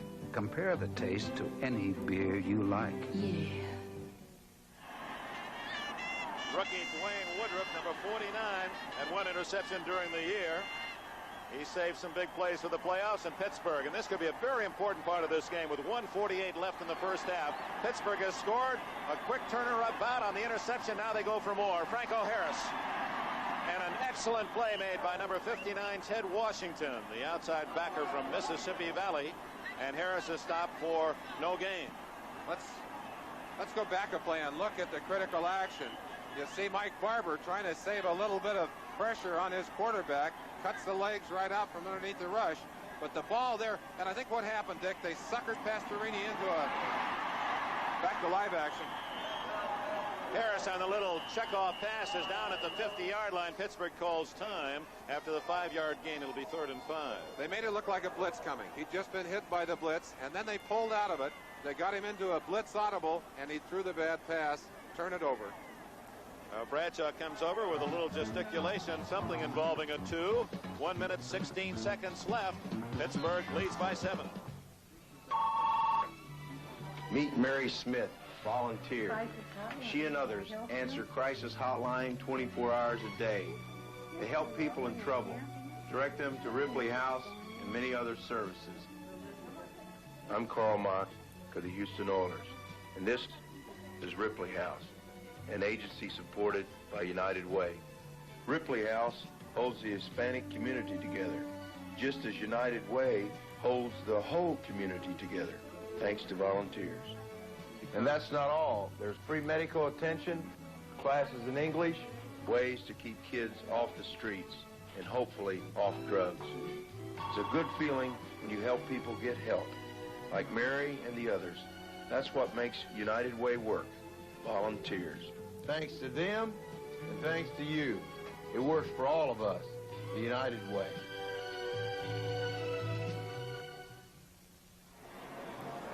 Super Bowl champion Pittsburgh Steelers lead 17-10 over Houston. Preceding announcements furnished by the National Football League. 3rd down and 5 at the 50-yard line. Jim Smith is in as the 3rd wide receiver for the Pittsburgh Steelers. He wears 86. Steelers come up with 6 out of 9 on 3rd down. They need 5.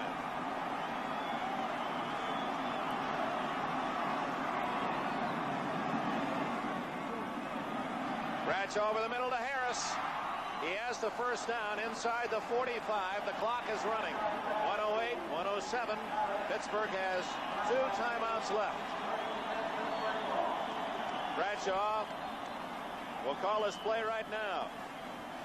Has 2 wide receivers right, Cunningham split left. With 50 seconds left in the half. Bradshaw is dumped at the 47-yard line. The 2nd sack for the Oilers, who on the year, one of the top pass rushing teams in the NFL. In fact, 3rd best with 51 sacks. That was big 67 Mike Stensrud who got in there. A couple of things we ought to note before the end of this 1st half. Kenny Burrow has not played for Houston. That means they don't have the deep threat. And they've been able to get pressure on Pastorini. It seems that Bradshaw has had more and more time as this half wears on, except for that last play when they finally got to him. I think Jim Tunney is going to call time to add or to take time off the clock. Lynn Swann was late coming back to give Bradshaw more time. The clock had been stopped on a sack at 47 seconds and stayed there with no timeout being called. We'll see whether Tunney is going to tick off a few seconds, because in essence Pittsburgh did gain an advantage there. Tunney was saying start the clock, but the clock was not starting, at least the one up on the scoreboard. Now they run the clock at 41, 39. That's what they've done. It's down to 34. On 2nd and long, Harris again gets to the 43 of Houston. Greg Bingham running into one of the officials and goes over to see if he's all right. He is. 4th down, and we'll make that 3rd down in about 8. Matt Barr, the rookie from Penn State, anticipating a possible long field goal try. 26 seconds remaining as Pittsburgh exercises another timeout. Pittsburgh has demonstrated the ability to move the ball down the field, but still the story of this 1st half is a story of big plays, Dick. The big interception to start it off for Houston, and their whole productivity based on throwing the football on offense, not on running it. They have really been shut down. And Bum Phillips, headmaster of the Oilers, has to be concerned. Earl Campbell has been held to literally nothing in this 1st half by that steel curtain.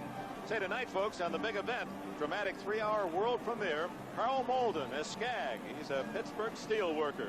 man who fights for what he believes in and believes in his family. A story of survival and a lot more. It's been critically acclaimed. Those who have seen the early editions, the preview editions, why don't you join us tonight? Carl Malden is Skag tonight on NBC.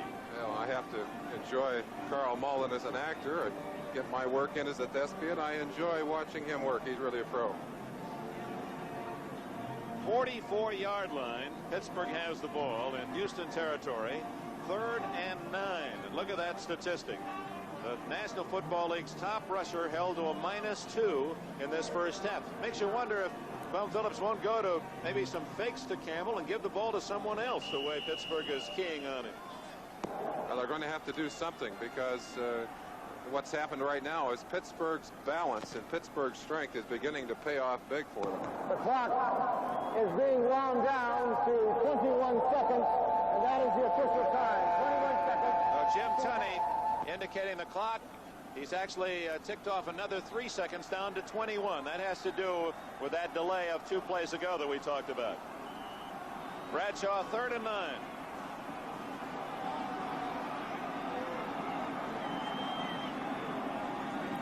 He needs another first down to get that field goal. Harris to the 40 and out of bounds. He may have the first down at the 34. Harris has done it again with 13 seconds, and he also stopped the clock. We talked about Franco Harris's ability to run on this field, and he continues to amaze me. How is it that he can run at full speed and keep his balance and make the cuts? And Earl Campbell, who is one of the most unbelievable runners I have ever watched carry a football, cannot keep his feet underneath him today. I think it's just a difference of style. The fact that Franco runs straight up, has his feet on the ground, and has control of everything he does. Where Campbell runs with that forward body lean. Well, he's laid almost out on his stomach when he's running at his best. 13 seconds left. Bradshaw to Blyer. First down at the 23-yard line. 7 seconds left. And here comes the field goal unit for Pittsburgh. Terry Bradshaw delivering that ball right on target, but he also has to pay a price for that. Watch what happens to Bradshaw after the fact. We'll get a chance to see it here. It'll be a 40-yard attempt as you see Bradshaw. The courage that quarterback must have. Doris dumping him. 7 seconds remaining in the half, and a time has been called by Pittsburgh. That's their final timeout, an unusual one called. Apparently, the right personnel not on the field for that field goal kicking team. There was a little hesitation by Bradshaw, Merlin. You felt that Terry, with 7 seconds left, wanted one more play before the field goal team came on. Well, he certainly has time maybe to get one quick one, but obviously they're playing it safe right here.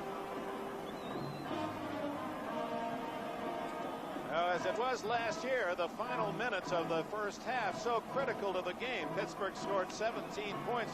Brian talked to you about that in the last minute last year, and now they're trying to get 10 points in the last 3 minutes this season. I think what might have happened on that last play is the kicker's job, one of his jobs, is to count the number of players on the field. It looked like Pittsburgh may have had 12 men on the field, and of course 12 men is a familiar theme for these Houston Oilers. They'd have loved to have seen that. It's helped them to win 2 of their games during this season, including last week against San Diego when they kicked the field goal. Chargers had 12 men on the field, penalty to the half-yard line. They ran for the touchdown, and that proved to be the difference in the game. This will be a fairly long attempt on that slick surface, 40 yards. Barr's longest this season, 46 yards.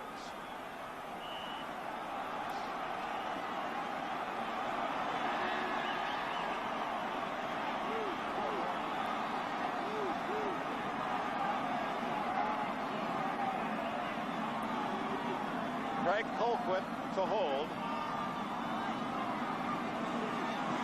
No good. He hooked it to the left. That is a very big miss for the Houston Oilers. They can now go into the dressing room down by only a touchdown.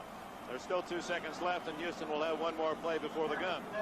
Well, big emotionally because it would have given them a 10-point lead, and also they'd fought down the field under what appeared to be very adverse circumstances, fighting the clock. Bradshaw doing an excellent job of using his time and using his receivers well, getting them out of bounds, getting the clock stopped. but they didn't get the payoff. They didn't get the points at the end of the drive. Well, the Oilers will have that final play. See what Bum Phillips has ordered. Both Renfro and Castor are left. Barber, the tight end, anchors the line to the right. And Campbell gets one final call. And down he goes after a short game. Lauren Taves, 51, made the tackle, and that's the end of the first half in Pittsburgh.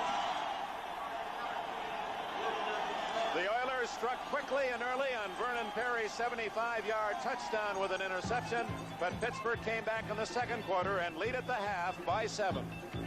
Ram power. Dodge gives you Ram power. Of all small pickups, one stands out. The new Dodge D50. It's Ram tough. Biggest payload, biggest load area, more than all the rest. Most legroom, most storage room, more than all the rest. D50's gutsy four-cylinder engine gets great mileage ratings. Manual or optional automatic. Dodge trucks are Ram tough.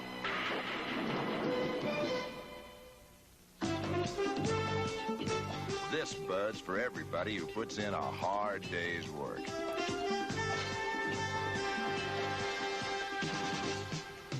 This Bud's for you.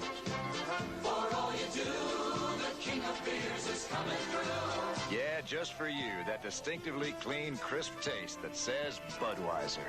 For all you do. This Bud's for you.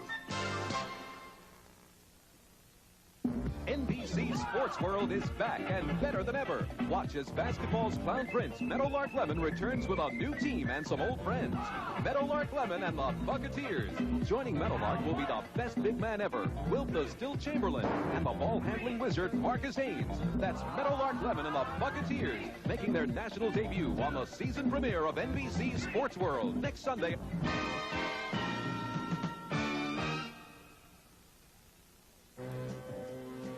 With the score tied 10-10 following a turnover, Terry Bradshaw goes to the air, finds the Steelers' most valuable player this past season, John Stallworth, touchdown. The Steelers take a 17-10 halftime lead, today's AFC Championship game. Hello again, everyone. I'm Brian Gumbo. Welcome back to NFL 79. Halftime today's game, it's 17-10. Steelers enjoying a better than 2-1 advantage in total yardage so far. We'll have halftime highlights and a flashback to the old days of the AFL. All that and more for these messages from your local station. Carl Malden is Skag in a 3-hour world premiere. His family always turned to him. Without him, we're just boarders in that house. Then a stroke. And for the fight of your life. Now he was dependent on them, and he couldn't take it. You don't want to see me, Pete? His son couldn't face it. He was begging you to come. Skag, a story of survival and a lot more. A series premiere tonight. You're setting a pace. You're a girl who can run things. Shop one beautiful place. Have time left over for fun things. Shop the Thrift Drug Cosmetic Center for Charlie, the gorgeous, sexy young fragrance available in concentrated cologne, perfume, dusting powder, and body silk. All at the Cosmetic Center at Thrift Drug. One beautiful place to save. In 1980, keep your eye on the Grand Old Gang. Bendick, Bianchi, Boucher, Corey. We're the ones to watch.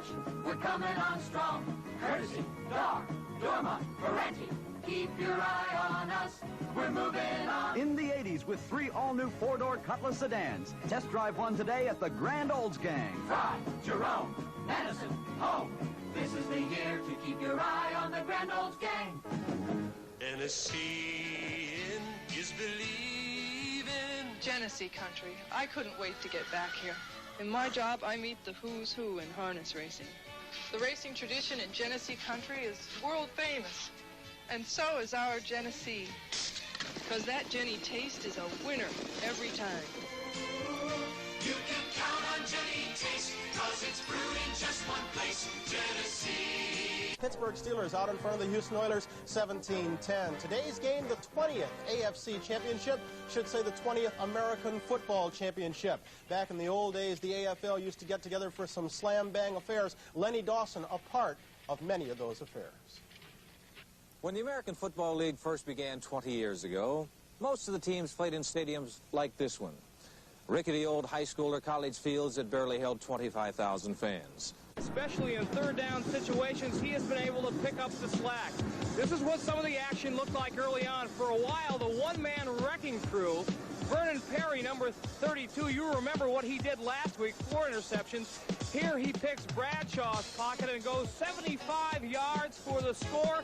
Houston led early on 7-0. On Pittsburgh's second possession, Bradshaw, watch what happens here. You know, his ability to run is like an extra man on the field. Houston's got everybody covered except Bradshaw. He goes 25 yards down to the 4-yard line. They had to settle for a field goal, however. 7-3. Pastorini here with a screen pass to Maryland's Tim Wilson, who has been in the shadow of Earl Campbell much of the season. He gets loose for 41 yards. And then in a 3rd down and 10 situation, Pastorini, with a lot of time to pass, he really threads the needle here. 32 yards to Ronnie Coleman over Jack Lambert. They had to settle for a field goal to make it 10-3. And then Bradshaw went to work. Look at those stats. 14 for 22. Here he finds Cunningham over Vernon Perry to tie the game at 10 apiece as Earl Campbell looked on the sidelines. And then Pastorini got the ball back and found Mike Renfro over the middle. Now Renfro fumbles the ball here, and number 47, Mel Blount, picks it up to set up this next score. Bradshaw, time, John Stallworth over the middle, the Steelers MVP, put the Steelers on top, 17-10. That's the way it stands, Brian. I'll see you after the game in the winning locker room. Okay, Michael, thank you very much. 2 big questions as we go to the second half. Can the Steelers continue to contain Earl Campbell? And if they can the Houston Oilers find another weapon to get the job done? This 1979 AFC Championship game is brought to you by Schlitz. Make the most of now. From the life you live to the beer you drink, go for it. By Dodge, test drive the new 1980 Dodge cars, engineered with room, styling, ride, and handling. By AC Delco, quality automotive parts for quality motoring. Go with the names you know, AC Delco. And by Pennzoil, the asked-for motor oil. When your car is worth caring for, Pennzoil is worth asking for. Our halftime score has the Steelers out in front of the Houston Oilers 17-10, but it's still anybody's ball game. There's still a berth in Pasadena yet to be had. We'll get to the second half right after this. Well, they're dominating by controlling the football. They've made about 2 out of 3. In fact, 77%. That's better than 2 out of 3 of their 3rd down situations go for them and converted them to first downs. The other thing that they've done is that they've managed to put themselves in position where they only need more of the same to win this game. Houston, on the other hand, has got to make some very big decisions before they can get going in this second half. One of those may be, do you play Earl Campbell, who did not run effectively in the first half? It's 17-10. The teams take the field. We'll have the second half kickoff in just a moment.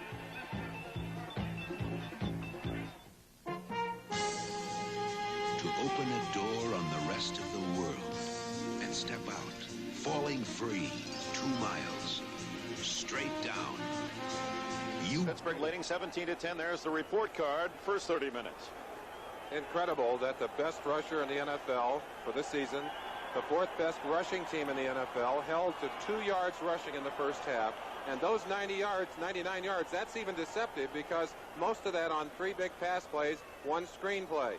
Bradshaw and his Steelers, on the other hand, have grounded out pretty well. 251 yards total offense, and it's pretty well balanced, as you can see. Well, you prorate that for a game, that's over 500 yards in offense for Pittsburgh, whereas Houston would be under 200. Houston will get the ball first. Had it not been for Vernon Perry's touchdown with an interception, game would not be in Houston's grasp. At 17-10, they're still in it. Barr hits it high. Ellender wants it at the 9. Richard Ellender to the 22-yard line. Ellender not running at full speed. He's carrying a painful hip injury. Lauren Taves, who has played an excellent game, he's made 4 tackles, most of those on special teams or special 3rd down situations. Let's see who's in that starting backfield now for Houston. Is Campbell in there? Wilson, we see his number 45. And as they break out of the huddle, well, yes, Campbell is there. So Bum Phillips did not go to Rob Carpenter. There was some speculation on the press level that Carpenter might be in for Campbell. Tim Wilson, and he gets out to the 25-yard line, a gain of 3.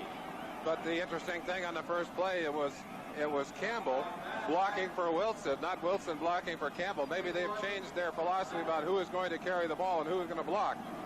Again, Ken Burrow, one of the 3 key players for Houston that was injured last week, has not seen any duty today. And Renfro is the wide receiver to the left. Richard Castor, wing to the right. Tight end is Barber. 2nd and 7. Campbell. That's his biggest gain of the day, out to the 32-yard line and close to a first down. Very close to a first down, as you said, Dick. And Earl Campbell has got to be thrilled. He finally got a little bit of daylight, gets away from Banaszak, 76. Number 56, Robin Cole, gets tackled, almost slid for the first down. They're going to measure it. Watch Jack Lambert, 58, steps in and slides to the open area, sees Campbell breaking clean, and makes a very sure tackle on Earl's legs. It will be a Houston first down. We're pleased to have Sam Rutigliano, the Cleveland Brown head coach, with us in our NBC booth, and congratulations to Sam on his honor, AFC Coach of the Year. And one of the comments he made to us was that on top of everything else that Pittsburgh does well, they just tackle so well. You'd think you've got a big play going, and you saw Lambert, that little extra that might have saved a long gainer. First down. Oh, my! How do you do? Joe Green meets Earl Campbell. Mean Joe Green has been around a long, long time, but he has played the running game this year as well as he ever has, and you cannot play the running game and Earl Campbell any better than that. Isolation on number 75 right there. Just beats the block by Fisher on the line of scrimmage and nails Campbell in the backfield. Joe Green, many times an All-Pro, and that was a big hit. Brings up 2nd down, 12. Pastorini to Renfro, incomplete. Renfro had gotten behind Mel Blount, but the pass was wobbly and short. Pittsburgh going to the blitz again. Donnie Shell, number 31, blitzing to try and put pressure on Pastorini. Pastorini really is their trump card right now. You get a quick look at Renfro. Renfro had enough room, could have made the catch. The ball thrown short, I think because of the pressure caused up by the blitz on Pastorini. 0-0, Ken Burrow coming back from the locker room. On that same pattern, Burrow has better deep speed. 3rd and 12. First possession of this second half. That's Rob Carpenter in motion. Carpenter hit immediately at the 33 by Mel Blount. And Blount still after the Oilers, and there's a penalty flag, and someone is going to be hit with a personal foul. It looked as if Blount were the guy that was causing the trouble. I think Blount was just trying to hold Carpenter so he wasn't going to get in the fight with Lambert, who apparently had hit him quite late, but well below before the whistle snapped. And again, Dick, you got to understand that these teams are very emotional on the field. Double foul, unsportsmanlike conduct, 26 right, 47 dark. 4th down. Well, they're going to hit the double foul. I think Blount was trying to be a peacemaker. That's not his usual role. Rob Carpenter and Mel Blount, the man with the ball and the man tackling the ball carrier, hit with a foul. No harm really in that penalty. It brings up 4th down on the dead ball foul and 10 yards plus for Houston. So Theo Bell drifts back into the Pittsburgh 29-yard line as Bum Phillips punter. Cliff Parsley will deliver from about the 23. Had only one punt in the first half. It was a short kick.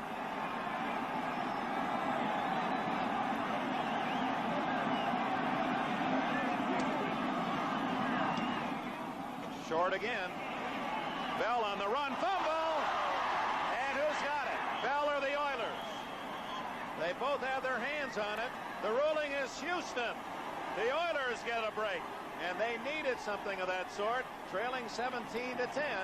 Bell coming up to catch that dying quail. And fumbled it forward to the Oilers. It appeared that David Carter covered the ball. It's almost as if this were in the script.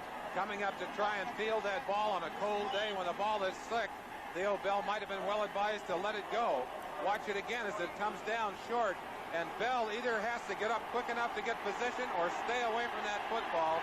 Big turnover, a chance for Houston to do something here. On the muff. It's first down at the 41. Pastorini play action. Goes for Barber. Incomplete. Barber trying for the one-handed catch as the pass was high, and he took quite a pop from Mel Blount. Steve Furness at the other end was pressuring Pastorini. The battle between these two teams is as physical as any battle in football. Pastorini hit as he gets the ball. Barber hit as he reaches for the football. Mike Barber, a fine tight end, operating with two sore knees out on the field. He's given it everything he can. And boy, you can't help but remember the shot he took last year from Wagner that put him in the hospital with an operation. When the plane got here yesterday, he went to the hospital to see Wagner, who was in the hospital. Wagner just checked out, but that's the kind of guy Mike Barber is. 2nd and 10. Pastorini trying to call out his audible, and Campbell is tackled immediately by Joe Green. Green is just overpowering his man.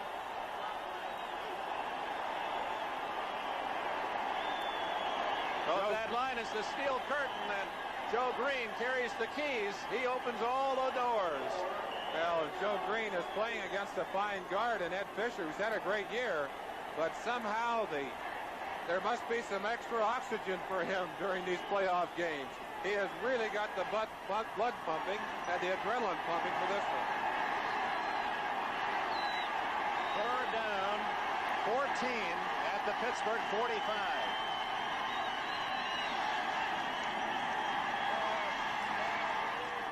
Guido Merkins unable to grab the ball. Lambert made the tackle, or made sure that Merkins was down had he caught it. And that Steeler defense gets a standing ovation.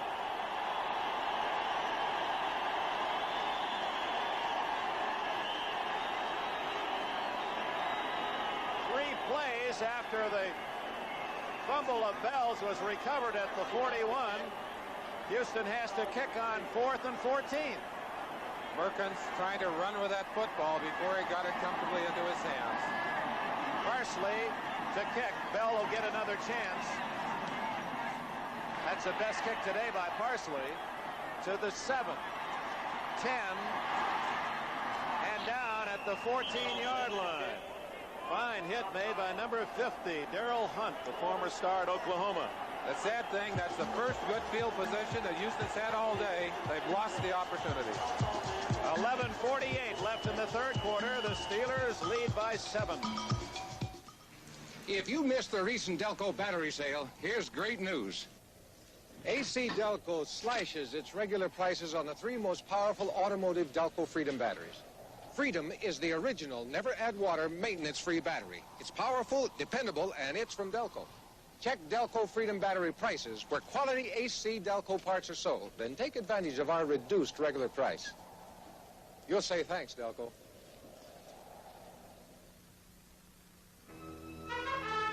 The computer technology that put Voyager in space puts Voyager on the road.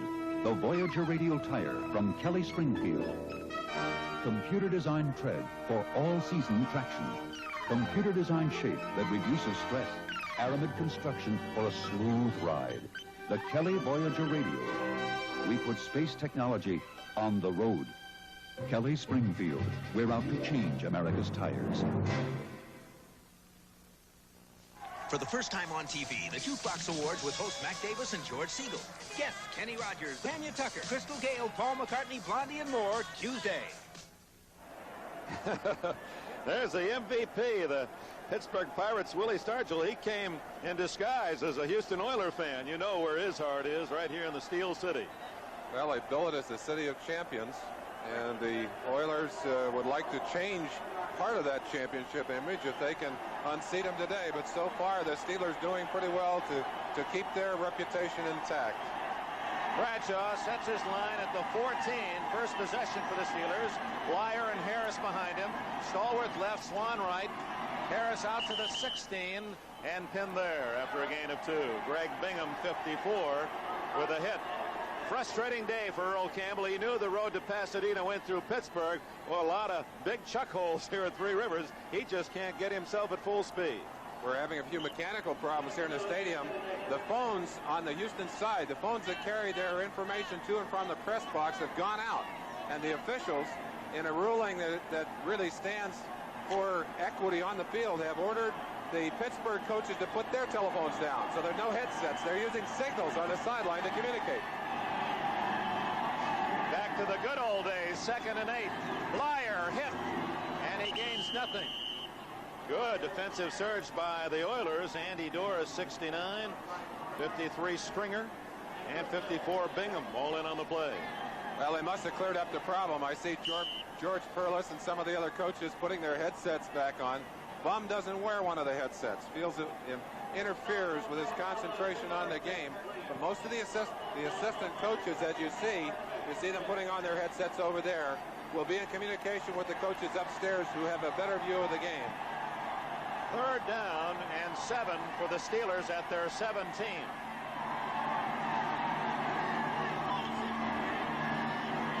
Pittsburgh leading 17-10, and Bradshaw's first throw of the second half, scrambling and hit down at the 9-yard line as Doris made the play again. He was drafted by Cleveland in 73, played for a while at New Orleans, was kind of scrambling for work, and he's really found himself in Houston and has had an outstanding year at left end. That's the 3rd sack of the day, and that's very important because it backs the punter into the end zone. Any mistake down there is a possible 3 points or maybe even a 7-point, maybe a safety. You don't want to make a mistake when you're backed into your own end zone. Houston should come up with good field position again. Colquitt takes a snap from Webster and drives up beauty. Ellender all the way back to his 45. Has some blockers at the 50. Down he goes. One man ran right through all that blocking wall. Robin Cole, number 56, and not only stripped the interference but made the hit. One of the questions that might be asked, why is Ellender in there? We'll talk about that after we get back from commercial. 46-yard kick under pressure by Colquitt. The Oilers have the ball at midfield. When you have questions like these about your money, get professional answers. I just got a great new job and a new apartment, but I need so many things. How do I establish credit? With the kids out of school, our savings are beginning to grow. But should we keep it all in a savings account? What else can we do? Keep your checking and savings at a full-service bank and get professional answers to your financial questions. America's full-service banks. We've got the answers. Trying. Avis built its business on one simple thing: trying harder. Keep on trying, America. The effort is really everything. We keep on trying, America. At Avis, we don't give up. Trying. By trying harder, we changed an entire industry. We're not about to give it up now. Sports World is back and better than ever as basketball's Clown Prince, Meadowlark Lemon, returns with a new team and some old friends. Joining Meadowlark will be Wilt the Stilt Chamberlain and Marcus Haynes. That's Meadowlark and the Buccaneers next Sunday on Sports World. It looks like a Pittsburgh pistol against a Houston cannon. Well, the reason that they have a tube out there is so that that live heat, or very hot flame there, doesn't come out and burn anyone. Your hands get a little numb. You stick them down thinking you get them warm. If it's too hot, you might burn them. Houston at its own 49-yard line. 9:46 left in the third quarter. The Oilers trail 17-10. This is Campbell. He can't get outside. And a flag is down at the 50-yard line. You saw the speed of Ron Johnson. And there's an indication, too, that Campbell isn't 100%. You won't see him do that very often. Kind of wonder what the call is, whether it's Campbell for pushing in the face or something into the face mask by Ron Johnson. Or Blunt, actually, probably on the face mask, yeah. Against Pittsburgh. There was Johnson over there. Shot right here. Campbell, when you get him outside, get him isolated, one-on-one on a back, normally, when he is healthy, there is no there you see it, right there. He just grabbed that right hand right on the mask. I think maybe Earl knew he had the yardage. Why hurt yourself on that? He's getting a lot smarter. Grabbing the face mask during the run. 5 yards, first down. First down. Actually, they marked off a 7-yard penalty. The line of scrimmage was the 49. They marked it off from the spot of the foul, which was the 49 of Pittsburgh. So it's 2 yards plus the 5 on the penalty and a first down. Tim Wilson. And he uses a straight arm and gets out of bounds at the 43 into the Steeler bench. It'll be 2nd and 9 for Houston. The Oilers trail the favored Steelers 17-10. In case you joined us late, Vernon Perry, the star of last week's victory at San Diego for Houston, intercepted a Bradshaw pass in the first couple of minutes of the game, went 75 yards for a touchdown to give Houston an early lead. Pittsburgh kicked a field goal. Oilers came back to kick a field goal to make it 10-3. Then Pittsburgh, in the final portions of the first half, scored on a couple of touchdowns to take the 17-10 win. 2 touchdown passes to Swan and to Stallworth. Play action. Barber, incomplete, and what a hit by J.T. Thomas, number 24.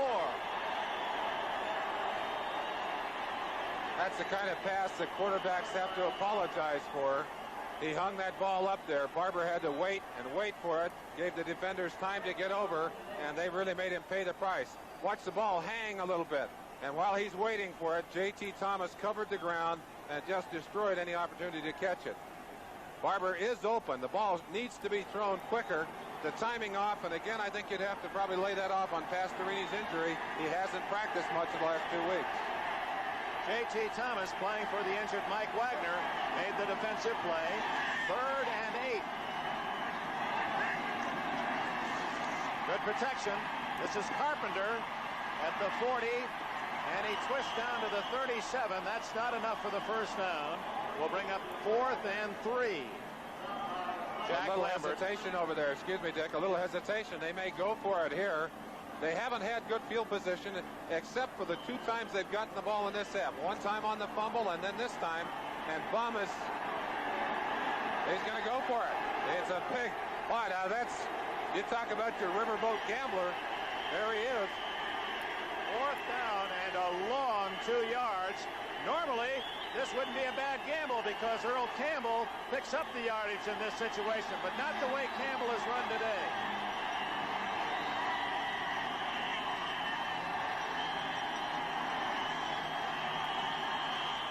Campbell.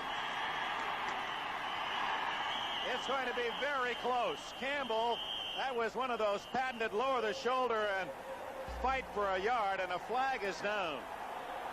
Well, and that's the kind you hate to see right there. Going to get a little extra. Apparently Pittsburgh, with all the noise here, Houston didn't get the play off in its 32nd allotment. That's twice today. Now Bum almost has to punt. 30 seconds is expired. Look for a second as if Bum Phillips is gambles. Of course, we looked at that gamble he made last week when he refused the 3 points and went for the 7, provided himself the winning margin in that game against San Diego. It looked like the gamble here, which was one that would be questioned by many coaches, was going to be successful, only to be taken away by a delay of game penalty. Theo Bell at the 10. Parsley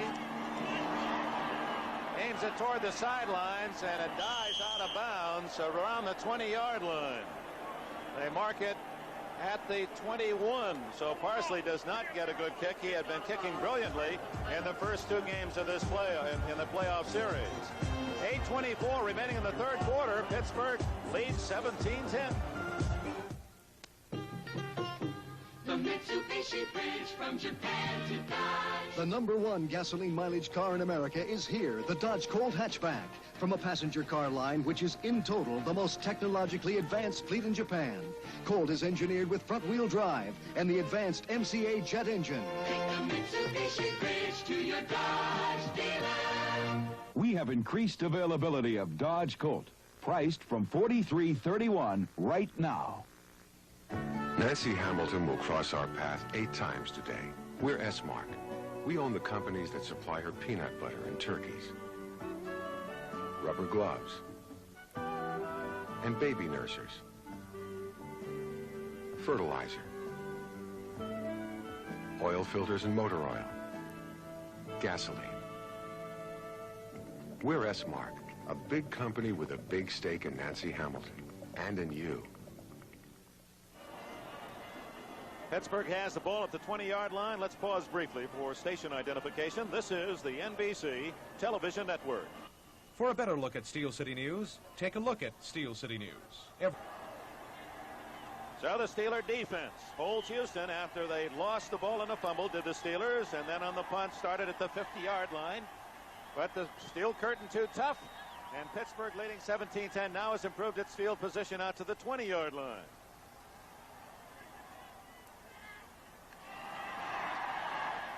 Franco Harris to the 23-yard line. It'll be 2nd and 7. Curly Culp. Robert Brazil on the tackle for the Oilers.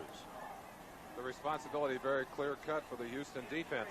They'd like to get another turnover, or at worst, force a punt from deep in Pittsburgh's own territory. But one of the things that has always amazed me about Pittsburgh is their ability to drive the ball long distances, to control the football. And they've done it today with third down conversions. They're going to try and do that again, eat the clock, maintain their lead in the second half. Bradshaw has thrown the ball well.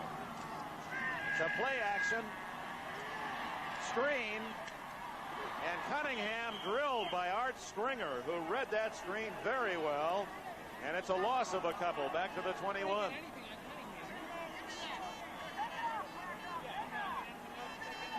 Chance to watch the play from the end zone.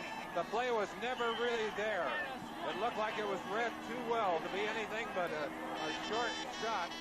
Stringer just doing a great job. Also, Curly Culp read it from the inside. We saw him break up one earlier in the day, I believe on the same play. Coming back on this side now, Webster, number 52. He's the man that they like to get in front of the play. He did his job, but unfortunately, the other linebacker, Stringer, was there to cut him down. Webster, 5th-round pick out of Wisconsin, All-Pro. It's now 3rd and 9. There's your open man, Cunningham, incomplete. He trapped the ball. So Cunningham, who probably would not have had the first down at that spot, they needed to get the ball across the 30. But that's academic. It's 4th down and 9. Incomplete pass. Houston is in this game because of big plays. The turnover and 7 points that Vernon Perry got for him early. And then the big pass plays of Pastorini. They've had 2 chances here in the second half. They've not converted on either one. I think they've got to get something going here pretty quick or it's going to be too late. 6:50 left in the 3rd quarter. Colquitt to Ellender. Ellender stands at the 40. Another good kick. What a beauty. 30, 20.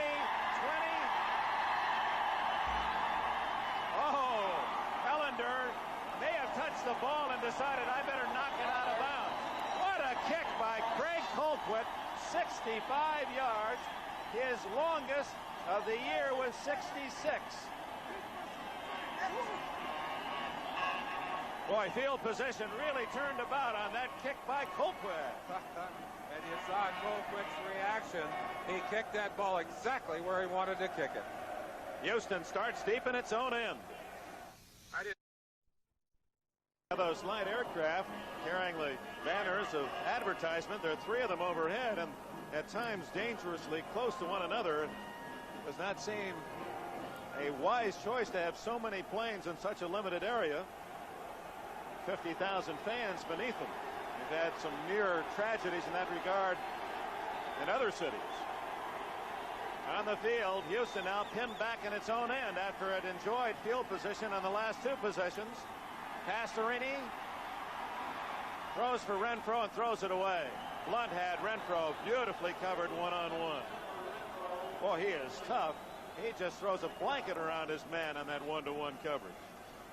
A chance to watch the rush on Pastorini and the kind of pressure he's going to get.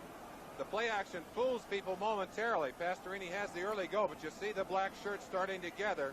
Pastorini did unload that football, and wisely so. George Perlis, defensive coach, on the sideline jumping for that possible catch. It was only 25 feet over his head. That's why Perlis has the defensive line. Pastorini started out 6 for 6. Again, play action. Dumps it off to Campbell. Looks for a block. And Earl bounces out to the 25-yard line and a first down. And Pastorini is down. As he delivered the ball, he was hit by Steve Furness. We watched Pastorini being carried out of this stadium earlier in the year on a stretcher. Dan is up now, but he really gets leveled. And, of course, the great concern from the Oiler bench is because of his injuries.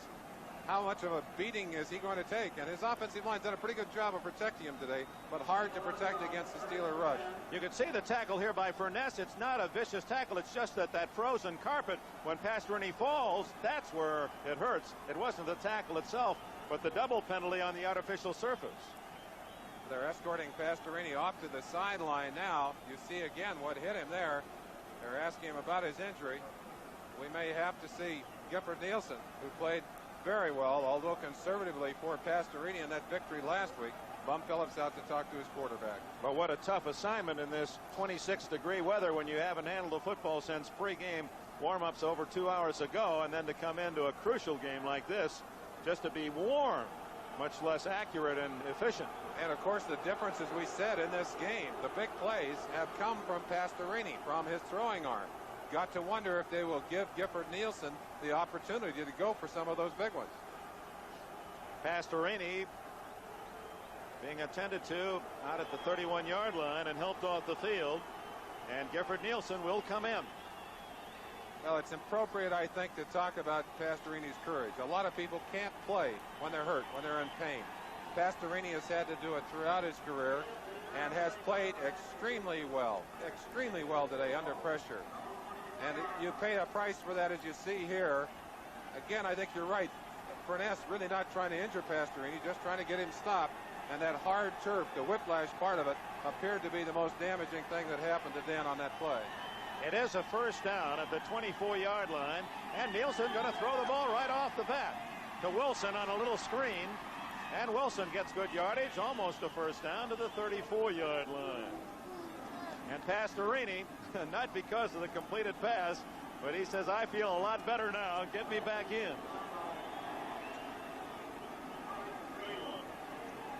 Well, Pastorini and Bum Phillips, that entire organization, are going to feel better if they can get the ball down the field and get it in the end zone. They can if they can continue to control it as they have on these last two downs, getting those first downs, working themselves down the field. It's a free down for Pastorini, second and less than a yard. Campbell. Fumble. And the Oilers get it at the 48-yard line. Oh, when they created this game and made it an oblong ball, they brought unpredictability into the game. And there's a case where the Steelers had it surrounded, and almost as if it had a magnetic force that was drawn to the one Oiler in the area, Mike Renfro. Well, I've heard it said, I'd rather be lucky and good. The Oilers are lucky. The ball stripped away right there. Linebacker Cole, I think, stripped it. Two Steelers had a chance, but Renfro right on top of it. Big play. Watch the ball stripped away from the outside. That's Robin Cole right there. Just stripped it away from him. And they had a chance. Great play by Renfro. 5 Steelers and Renfro gets the lucky bounce. First down at the 48.5. 17-10, Pittsburgh leads. We have 4.5 left in the third quarter. Renfro is knocked down, and that'll be a penalty on Mel Blount. Blount used his left forearm or elbow, and Renfro with a contact fell, and that drew the flag at the 36-yard line. Well, on the sideline, again, when that ball is in the air, you cannot touch those receivers. You hear the reaction of the crowd, but I don't think Mel Blount is going to argue with it. He realizes that he tapped it. Watch the one-on-one situation here. Renfro down the sideline, the contact right there. No question about it. Good call by the official. And Renfro showed the hit, but didn't play act the thing. I think he knew the official was close by, the flag would be coming. They called it an illegal chuck. It appeared to me that the ball was already in the air and should have been interference, but it's a 5-yard penalty, and it takes it to the 47 of Pittsburgh. I'm surprised, too. I thought the ball was in the air, too, Dick.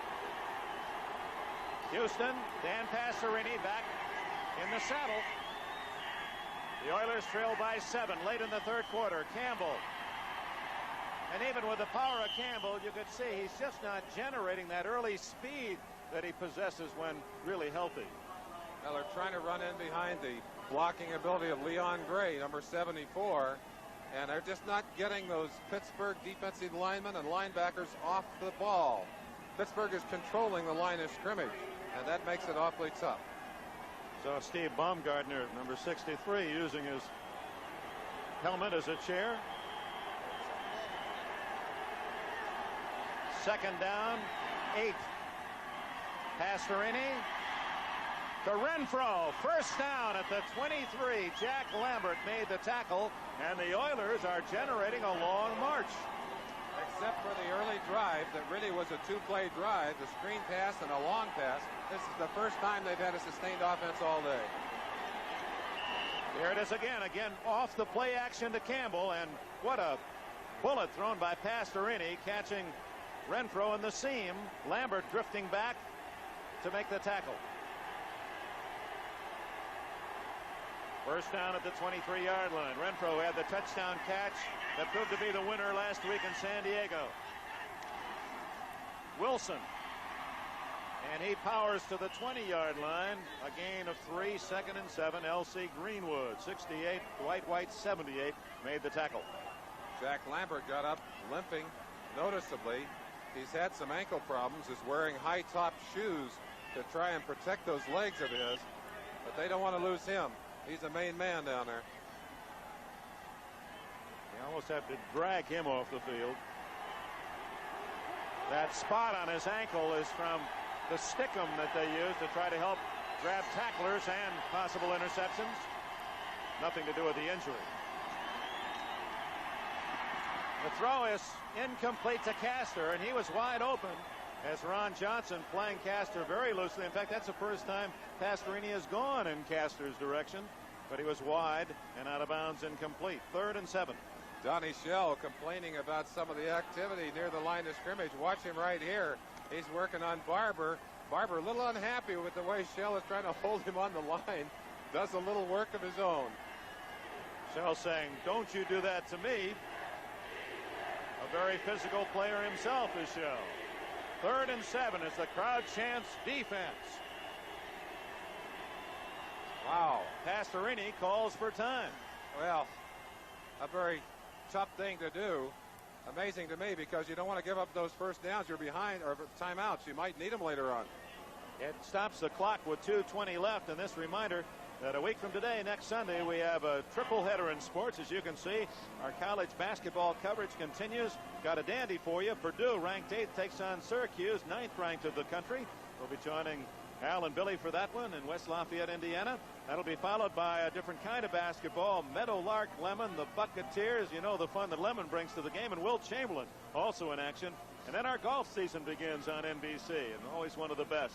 Sunshine out there in Palm Desert, California. The Bob Hope Desert Classic, the final round, 4:30 Eastern Time. That's all on NBC next weekend. Talking to the Houston players yesterday and today before the game, Dick, one of the things that they were very quick to want to talk about was the fact that they did not want a repeat of last year's blowout in this AFC Championship game. And they said, we've grown a lot this year. They've fought hard. They've worked hard to get back here. They had to come the hard way again as a wild card. And today, even though they have not played as consistently as the Pittsburgh Steelers, they have come up with the big plays. They've come up with the interceptions. They've come up with the turnovers. If they can get this one into the end zone for 7 points, they've got a tied ball game. 3rd down, 7 at the 20. Lauren Taves, 51, in as an extra linebacker. He's good on pass coverage. Only Carpenter behind Pastorini. Blitz. Coleman. He makes the catch. 1st and goal at the 7-yard line as Ronnie Coleman went over the top of Lauren Taves. And how did Pastorini ever unload that one? He was hit just as he tried to lob that high rainbow to Coleman.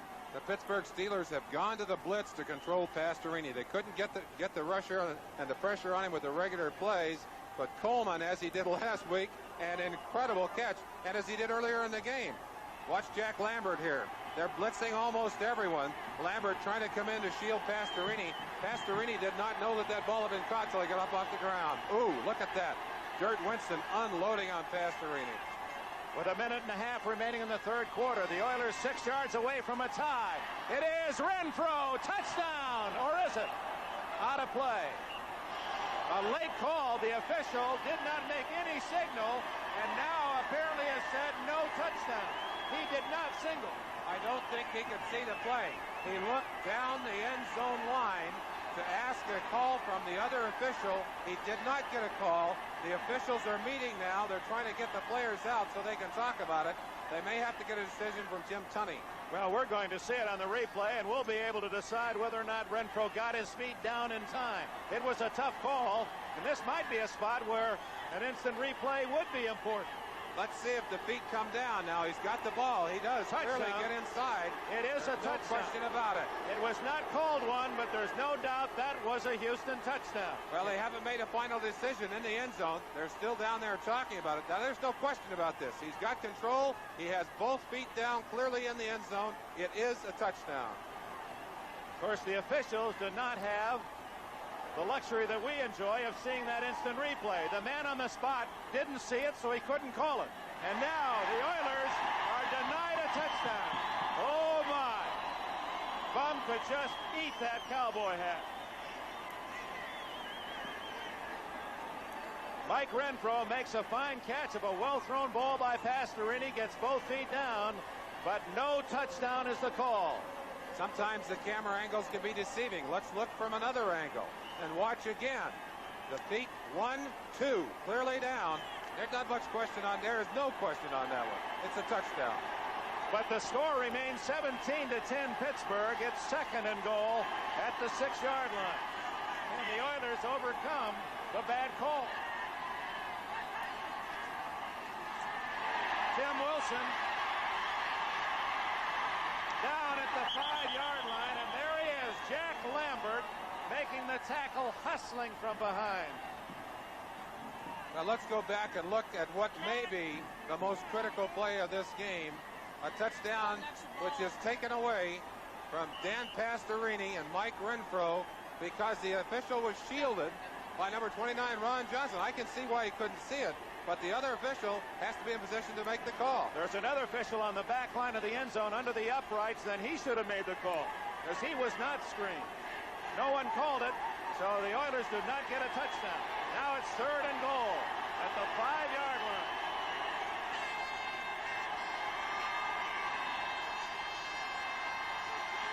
Carpenter. And with a little help, the Pittsburgh Steelers have forced the Oilers into a field goal try.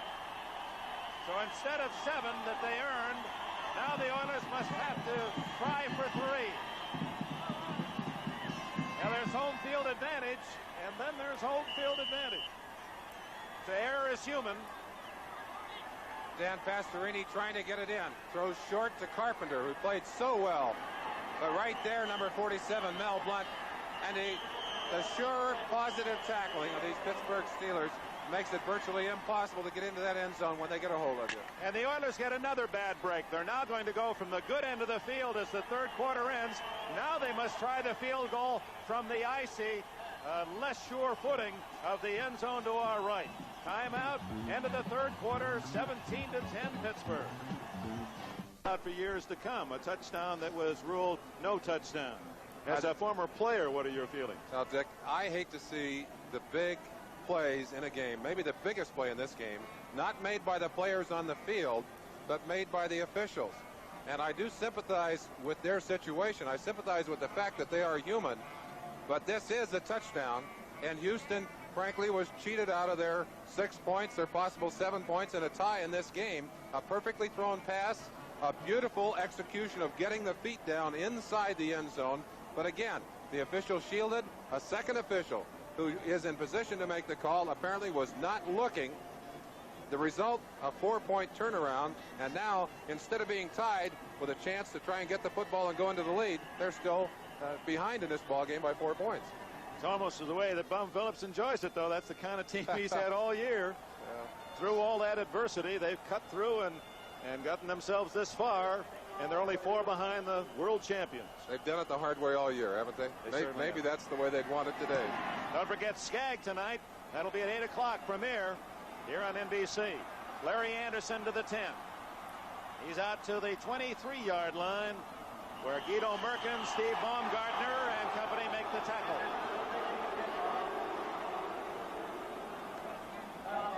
So Terry Bradshaw and the Steelers leading by 4. And you wonder how Chuck Noll will play it here. What is advice to Bradshaw has been, do you keep an open game going, or as you get into this fourth quarter, are you very careful with that 4-point lead? Well, sometimes a bad break like that, Dick, will serve to inspire a team. I don't know whether they know yet that they had the touchdown and it was taken away from them. I don't know whether they've been told. First down from the Steeler 23.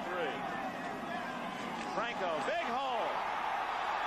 There he goes to the 36-yard line. A gain of 13 yards for Franco Harris. That gives him a total of 61 for the day. You're going to see some great holding by Webster, number 52 on the center. Look at him drag number 78, Curly Culp, right out of that hole. And Franco Harris, number 32, up for the big gain. Watch it again. He gets on Curly's outside, an influence play. Now watch him grab him right here and pull him away from the hole, and does not get caught. Things are going Pittsburgh's way at this juncture. A first down at the 36. Wire, no gain at all. Curly Culp perhaps angered by that last play. Elvin Bethea, no, it was Bethea who shot in from his defensive right end position. Well, I talked to Mike Webster. He said after Culp has a bad play, he's going to come back and knock my head off, especially so when you hang on to him. Second down. There's what happens when you hold Curly Culp. Curly gets mad. Well, he didn't give him the blow. I thought he might on that particular play, but he did help to make the tackle. He did control his area, that's for certain. Second, and call it 11. Blyer, flag down, and Blyer goes down at the 45-yard line, but we have a penalty flag back at the 37-yard line. Jim Tunney's crew is going to be written about tomorrow, so it's not a fair way to introduce them, but you're going to be hearing the names tomorrow. Tunney is the referee, Pat Harder the umpire, Tony Viteri is the headlinesman, Jack Johnson is the line judge. The men involved in the possible call of the touchdown, no touchdown, were Stan Jabby, the back judge, Don Orr, the side judge, and Bill O'Brien, the field judge, who were the deep men. Holding, throwing the run, number 89, 10 yards. Still second down. Holding penalty against number 89, Benny Cunningham, on that last play. Well, the one thing I would say, again, I don't want to be the one to defend the officials, except that how can you make a call you can't see? And it's a tough thing to have to do. And again, it's a shame that it happens on a play that is potentially the most important in the game. Second down and 20.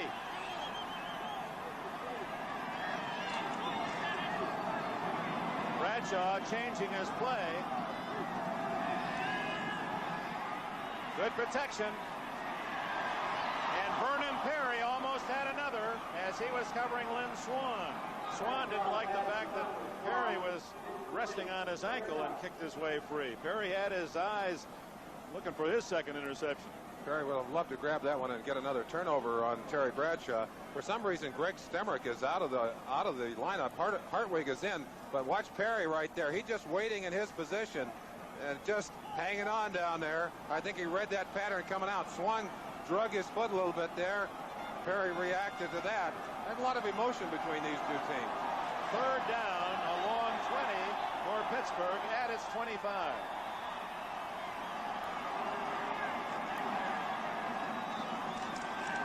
13 minutes left in the game. Bradshaw, a lot of time, and there he is at the 46-yard line, Lynn Swan, and I believe he has the first down. Oh, what an athlete. Houston Oilers trying to get the pressure on Bradshaw with a three-man rush. And on a slick field like this, you cannot do it. You just can't do it. And Bradshaw will find the man who's singled up or the man who breaks from that double coverage. In this case, number 88, Lynn Swan. Big first down. Looked like maybe they were going to get him, force him to punt, have a chance to get down and get a touchdown or some points on the board. But Swan and Stallworth, or Swan and Bradshaw in this case, erased that opportunity. They're going to see if they can control the drive now. And in contrast to Pastorini, you saw Bradshaw with all that time to throw. Harris to the 49-yard line, a gain of about 4. It'll be 2nd and 6, and the clock ticks away. 12:25 left. Final quarter here at Three Rivers Stadium, Pittsburgh, and Harris gets up slowly. Harris, such a brilliant playoff player. In fact, as we told you earlier, has outrushed all other runners in 12 of the 15 playoff games in which he has appeared, and has rushed for over 1,400 yards in playoff action, a record. 2nd and 6. Incomplete. Benny Cunningham, the intended receiver, covered by Stemrick and Perry. Vernon Perry, all CFL when he played at Montreal. First year in Houston, and a man who has introduced himself to the football public in a rather dramatic way these last 2 weeks. Bradshaw now looking at a 3rd down and a short 7. Let's see if Houston comes with a blitz to try and get some pressure on him. They haven't been able to do it with the 3-man rush.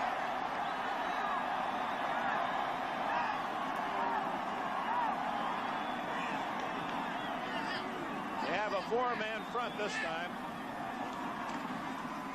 It's Harris, and he has the first down, I believe. They spot it at the 44-yard line, and that looks good enough for the first down. One of the things that Pittsburgh Steelers do, Bradshaw calls his own plays. He's not afraid to pass on a first down, and he's not afraid to run on a passing down. He gives it to his trusted Franco Harris, and Harris must have measured that with his calipers. Dove for the first down. They're going to measure it, see if he got it. First down. The Steelers, leading 17-13, have another 4 downs, and that says it all. Franco.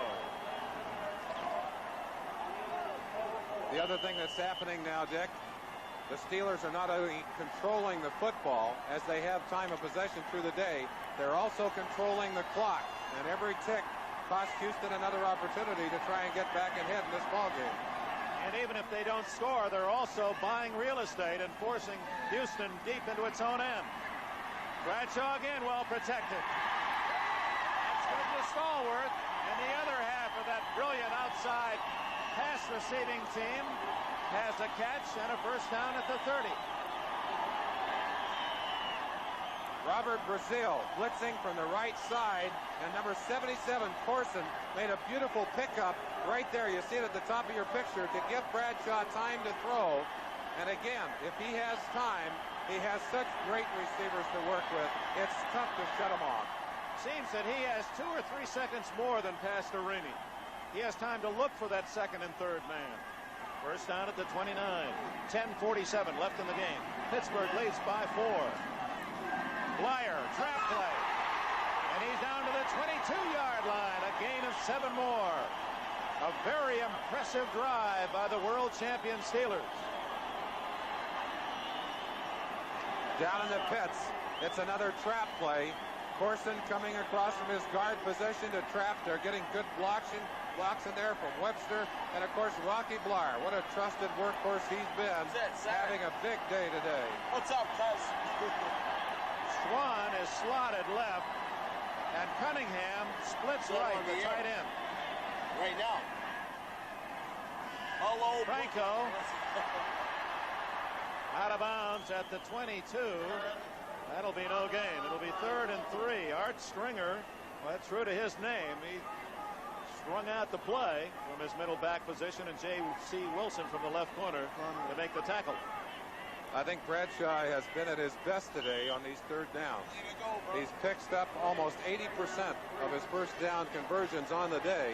That's really an incredible day. And, of course, the Oilers are not a slouchy defense either. They come right at you. 9:59 left. 3rd and 3. Pittsburgh at the Oiler 22.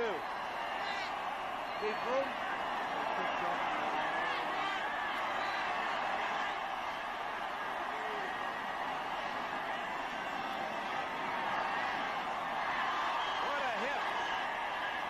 Greg Bingham, the big play man in that defense, jarred it free from Franco Harris as he timed his tackle perfectly. Interesting decision here.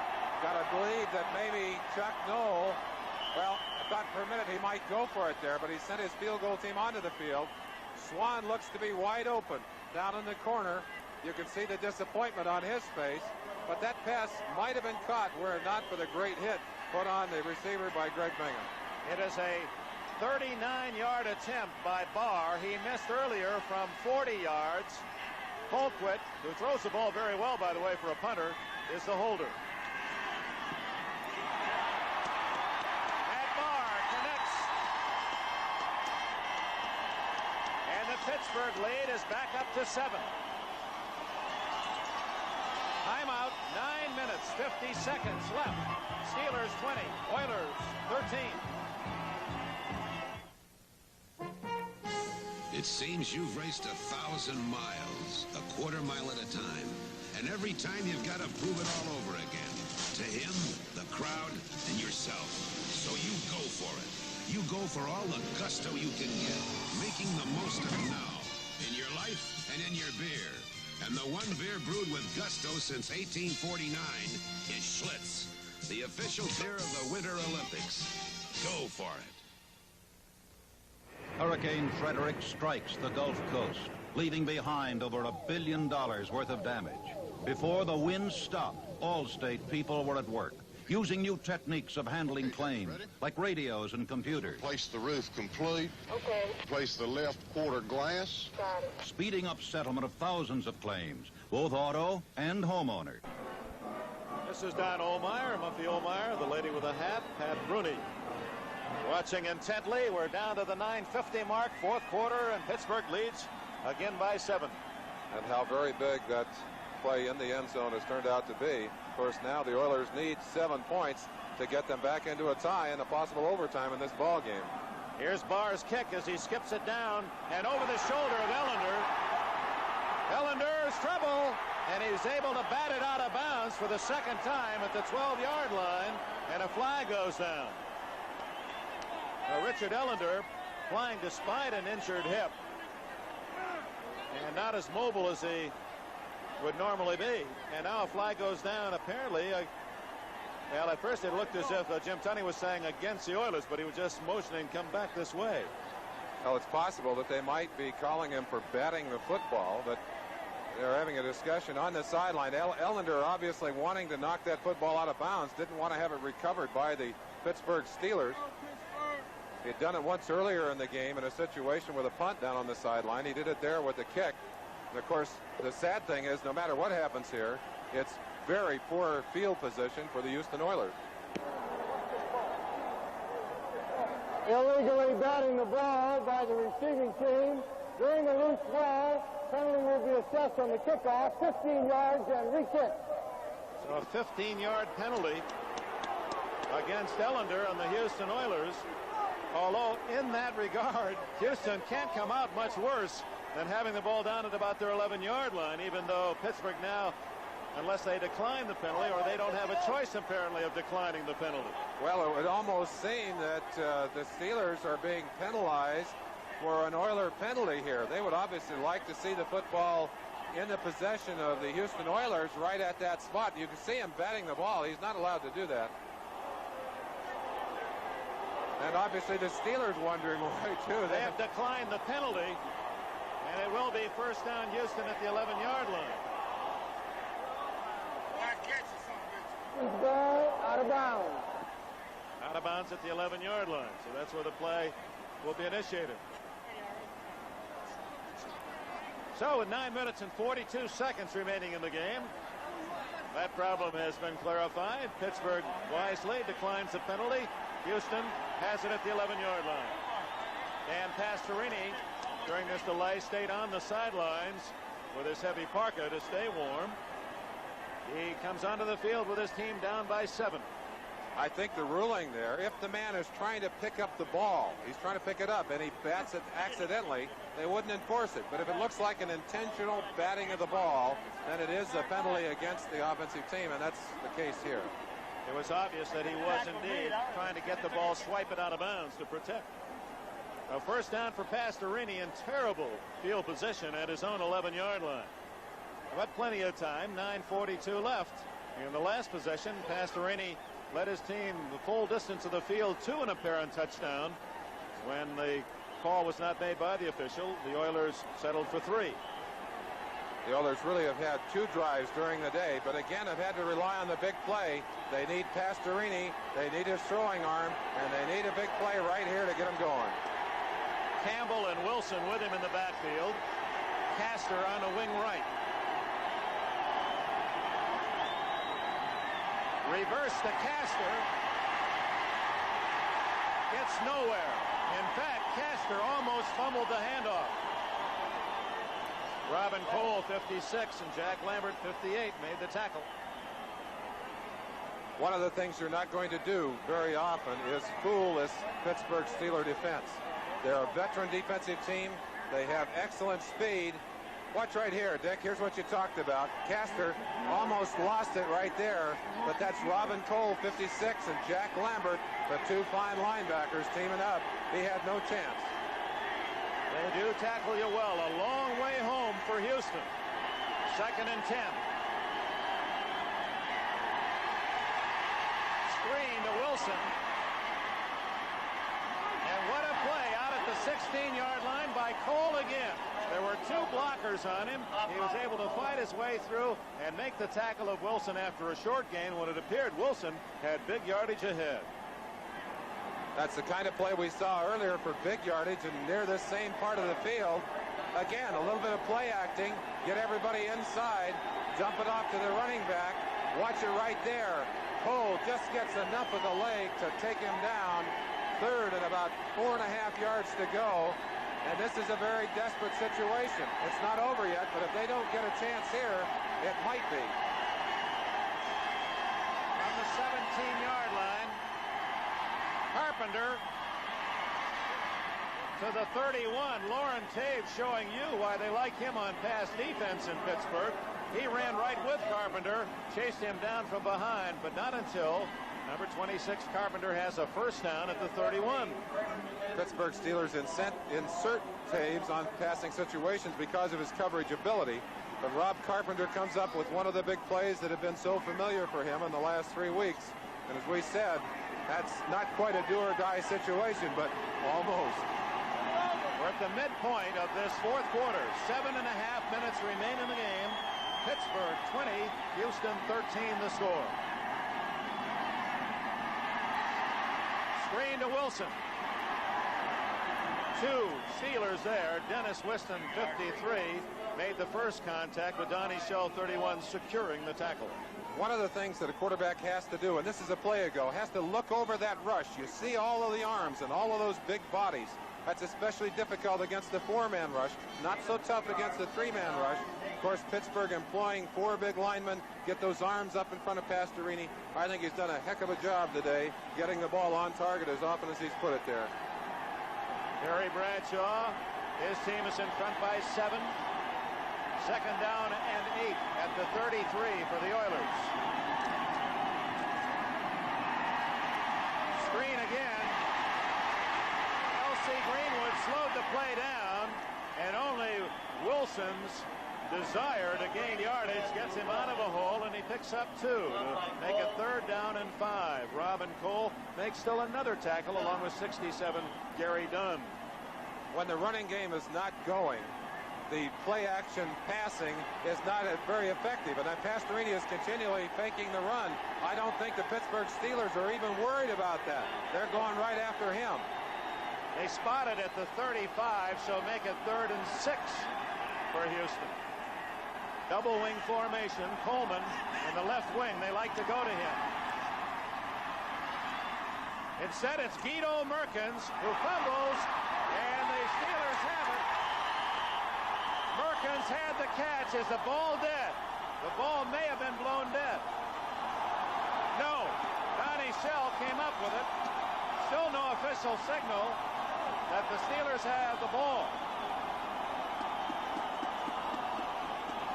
Merkins, the 3rd-string quarterback, emergency wide receiver, caught it, hit hard, fumbles. We have a timeout, 5:46 remaining. Pittsburgh with the ball and the lead, 20-13. The second time today The Steelers, on a Houston completion, have forced a fumble and have it now at the Houston 45-yard line. We talked about how slippery that ball is on a day like today, and we have seen it bouncing around a great deal. It ended up in the hands of the Pittsburgh Steelers on what appeared to be a very big first down catch for the Houston Oilers. We'll see that play again right after this first down effort by Bradshaw. He needs only a field goal to all but put it away. 5:46 remaining. Franco gets a couple of yards to the 43. Let's go back. Pastorini to Guido Merkins. Now, some of you may have wondered whether or not Merkins was down when he fumbled. Here's the answer.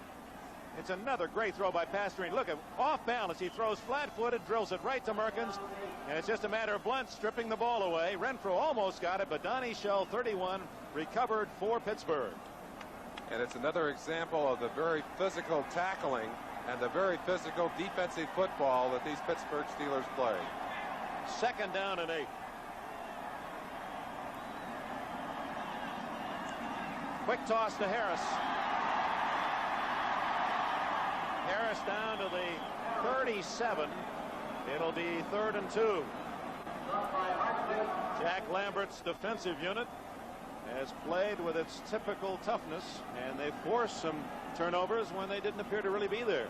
I have to say, though, if I were picking my player of the game right now, it would be Pastorini. I think he's been the most impressive player on the field. Under tremendous pressure, Pastorini may have never thrown the ball any better. Cold, 26 degrees. He's hit his targets. He has been the offense. They've had no running game. 3rd and about 2.5. Big play for Houston, trying to stop the Steelers. Bradshaw going deep. Flyer at 17-yard line.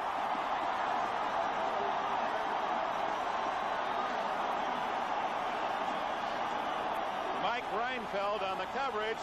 That's just a matter of Blyer so wide open. It was an easy completion. And the pass, a finesse pass, had to be lofted over the head of the defenders.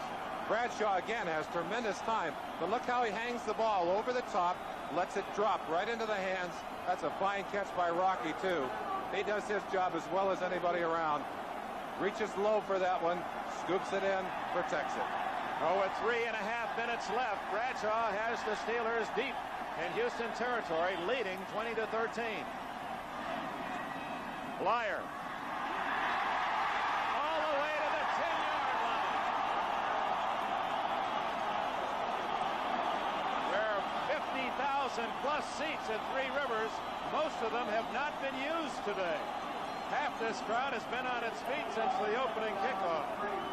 Now Rocky Blyer taking advantage of the fact that this Houston defense trying to make the big play right now.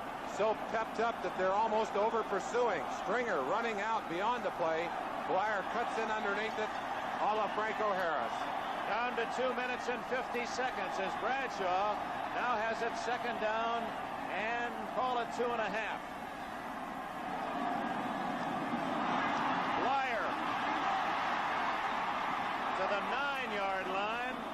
It appears he's short of the first down by a yard. Art Stringer made the tackle, but all the time the clock is running. 2:28. The Steelers, unless Houston calls time, do not have to run a play to the 2-minute warning. Let's see if Houston stops the clock. I didn't know that Rocky Blyer was this fast. He seems to be getting faster rather than slower. Comes to the outside, gets around a block by Franco right there, and it's a great pursuit from the inside by Art Stringer that stops him. But it's a very short third down situation. There comes Bradshaw to the sideline to talk it over with Chuck Noll. So the Oilers let 30 seconds run off the clock after that play. They did not use one of the timeouts. We'll see how critical that is. 2 minutes remaining in the game. Timeout, 20-13, Pittsburgh. Steelers can taste it, and they know how well it's digested as they are now at the 9-yard line of the Houston Oilers, 3rd and 1. One of the reasons Houston didn't call time there, remember Pastorini had to call time earlier in this half, so they have only 2 remaining. 3rd and 1. The Oilers have to gamble defensively and stop Bradshaw.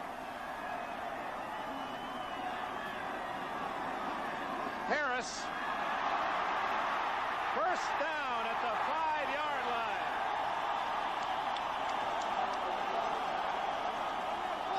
Clock is running. 1:48, 1:47. Franco Harris gets 3 yards plus and a first down. And again, watch the cutback by Harris. The pursuit out in front of him. Harris just merely times his cut, lays in under the pursuit, dives for the first down. Very, very big play. They're eating the clock up. 1:28 left to go. 84 yards now for Franco Harris, as he's been the top runner in the game, but that comes as no surprise. Down to 1:19 left. Harris again, no gain. Curly Culp finished off the tackle, but the man down low is Andy Doris, 69. Time, Houston stops the clock, 1:07 left. Well, is there any hope for the Oilers? We'll get Merlin Olsen's answer to that when we return right now with a break in the action here at Three Rivers Stadium. The Steelers lead by 7, 67 seconds away from a trip to Pasadena. Earl Campbell all but shut out by the Pittsburgh defense today. The Steelers are down at the 6-yard line, 2nd and goal, and the Oilers have only one timeout left. 20-13 Pittsburgh. Harris to the 4-yard line, and time called by Houston with 1 minute, exactly a minute left. And you obviously try and strip the ball away in a situation like this. You ask about a chance. They do have a chance, but they've got to get a miracle right here. And I don't know, maybe Bum has run out of miracles in this season. He certainly has gone to that magic lantern many a time and rubbed it just the right way. 1 minute to go. Timeout. It's 3rd and goal, Pittsburgh. Pittsburgh, the city of champions, with the baseball Pirates and the football Steelers. And they have it 3rd and goal outside the Houston 4-yard line with exactly a minute left, and the Oilers cannot stop the clock.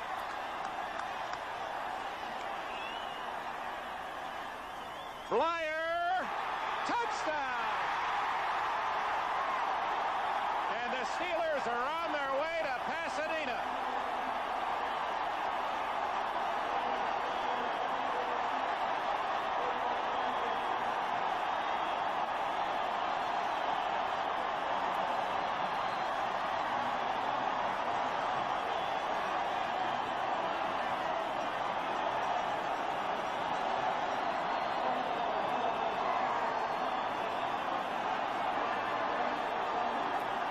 Perhaps fitting that Rocky Blyer carry that touchdown into the end zone to put the 6 on the board. They'll go for the 7th, but everything is behind them now. They've got this game in their back pocket.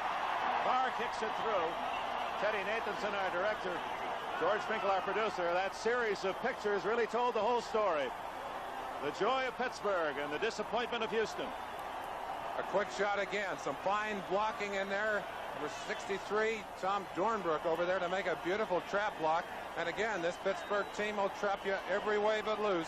They trapped that one right into the end zone. Terry Bradshaw, a very happy young man. He has had an outstanding day today.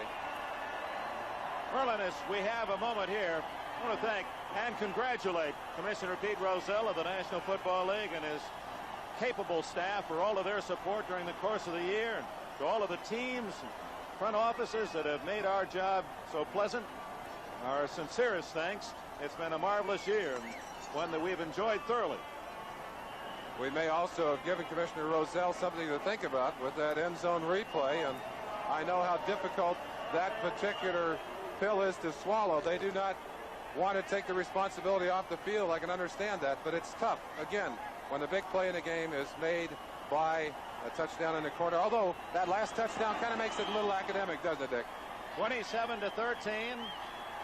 The kick comes down to Rob Carpenter, who runs it out of bounds at the 25-yard line. Of course, the clock stops as soon as the play is dead anyway, but Carpenter heads for the sidelines, and now it's a matter of just 49 seconds before these Steeler fans really celebrate. But wait till this year. Yep. Terry Bradshaw, the Steelers, Mike Adamle will be in their locker room. Hear their comments in victory, and I'm sure one of them will be the great respect that they earned again after playing Houston. Talking about Houston, I think it's only appropriate to talk about the great season that they have had. Now, you talk about fighting your way into these playoffs as a wild card 2 years in a row, and today giving the Steelers, who are the champions, everything they can handle. I'm really impressed. I think they're a great football team. Tim Wilson complete, tackled immediately by Donnie Shell. And you know, the Oilers, win or lose, are going to have a big party at the Astrodome. The fans down in Houston, some 47,000 showed up last year after they lost here in Pittsburgh. And they're planning the same type of get-together to say thank you to their team after today, whether they won it or lost it. And it's to be commended. Those Houston fans are as vocal and as supportive as this Pittsburgh group. Complete to Barber. And with 14 seconds, 13, 12, 11. The Oilers with 2 great victories to get here. But again, the favored Pittsburgh Steelers have proven they are the class of the American Football Conference. The final score, the champion Pittsburgh Steelers 27, the Houston Oilers 13.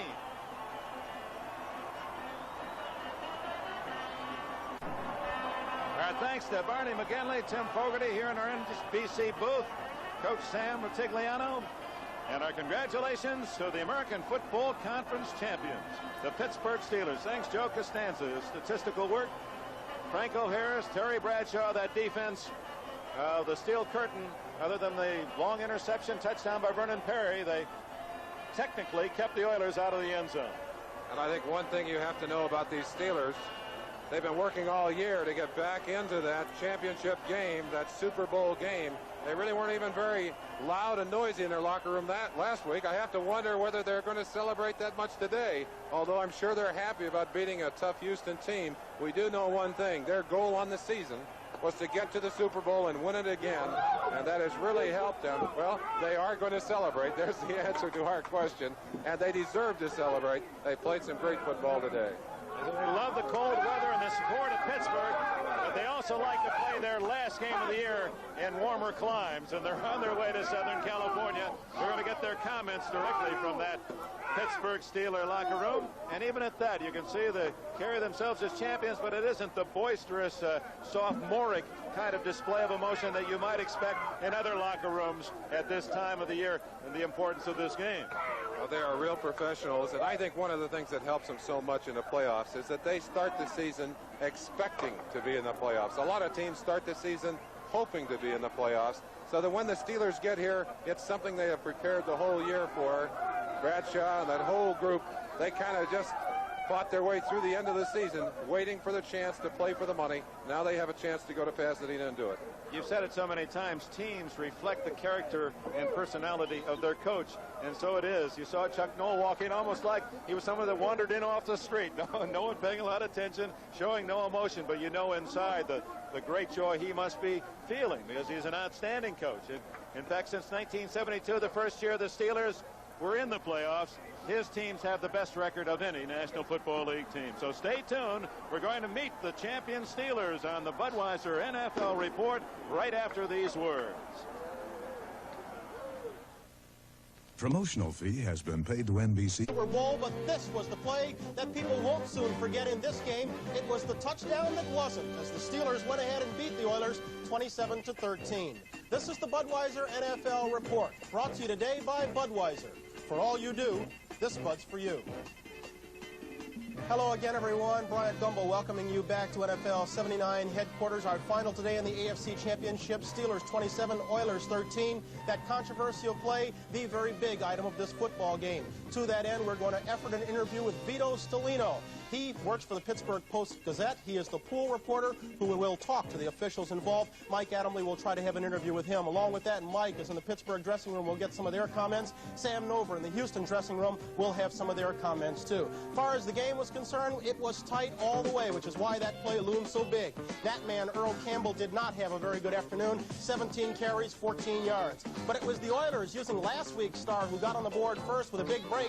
Vernon Perry stepped in front of Benny Cunningham off to the races. 75 yards, Perry all the way, offense never on the field. Houston goes out in front, 7-0.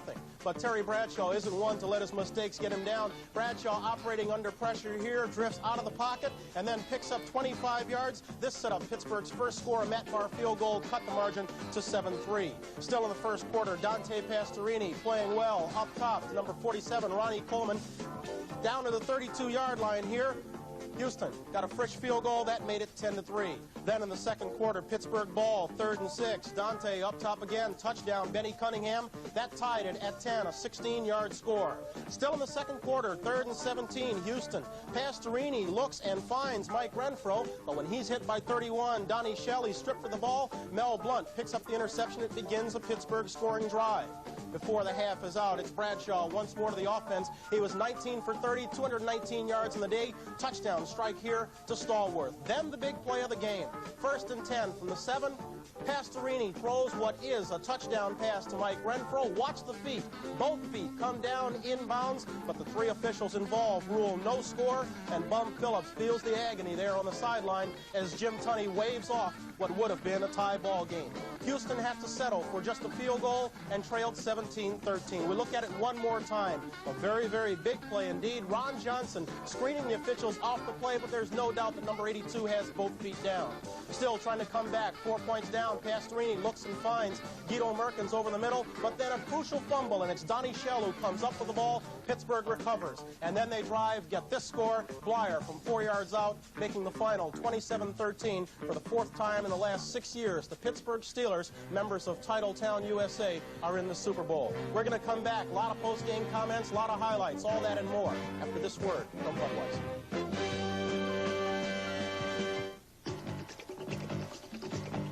To everybody who puts in a hard day's work, this Bud's for you. This Bud's for you. There's no one else who does it quite the way you do. So here's to you. You know it isn't only what you say, it's what you do. This Bud's for you.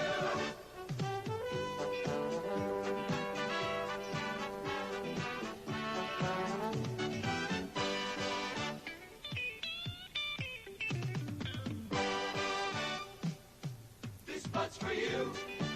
For all you do, the king of beers is coming through. Yeah, just for you.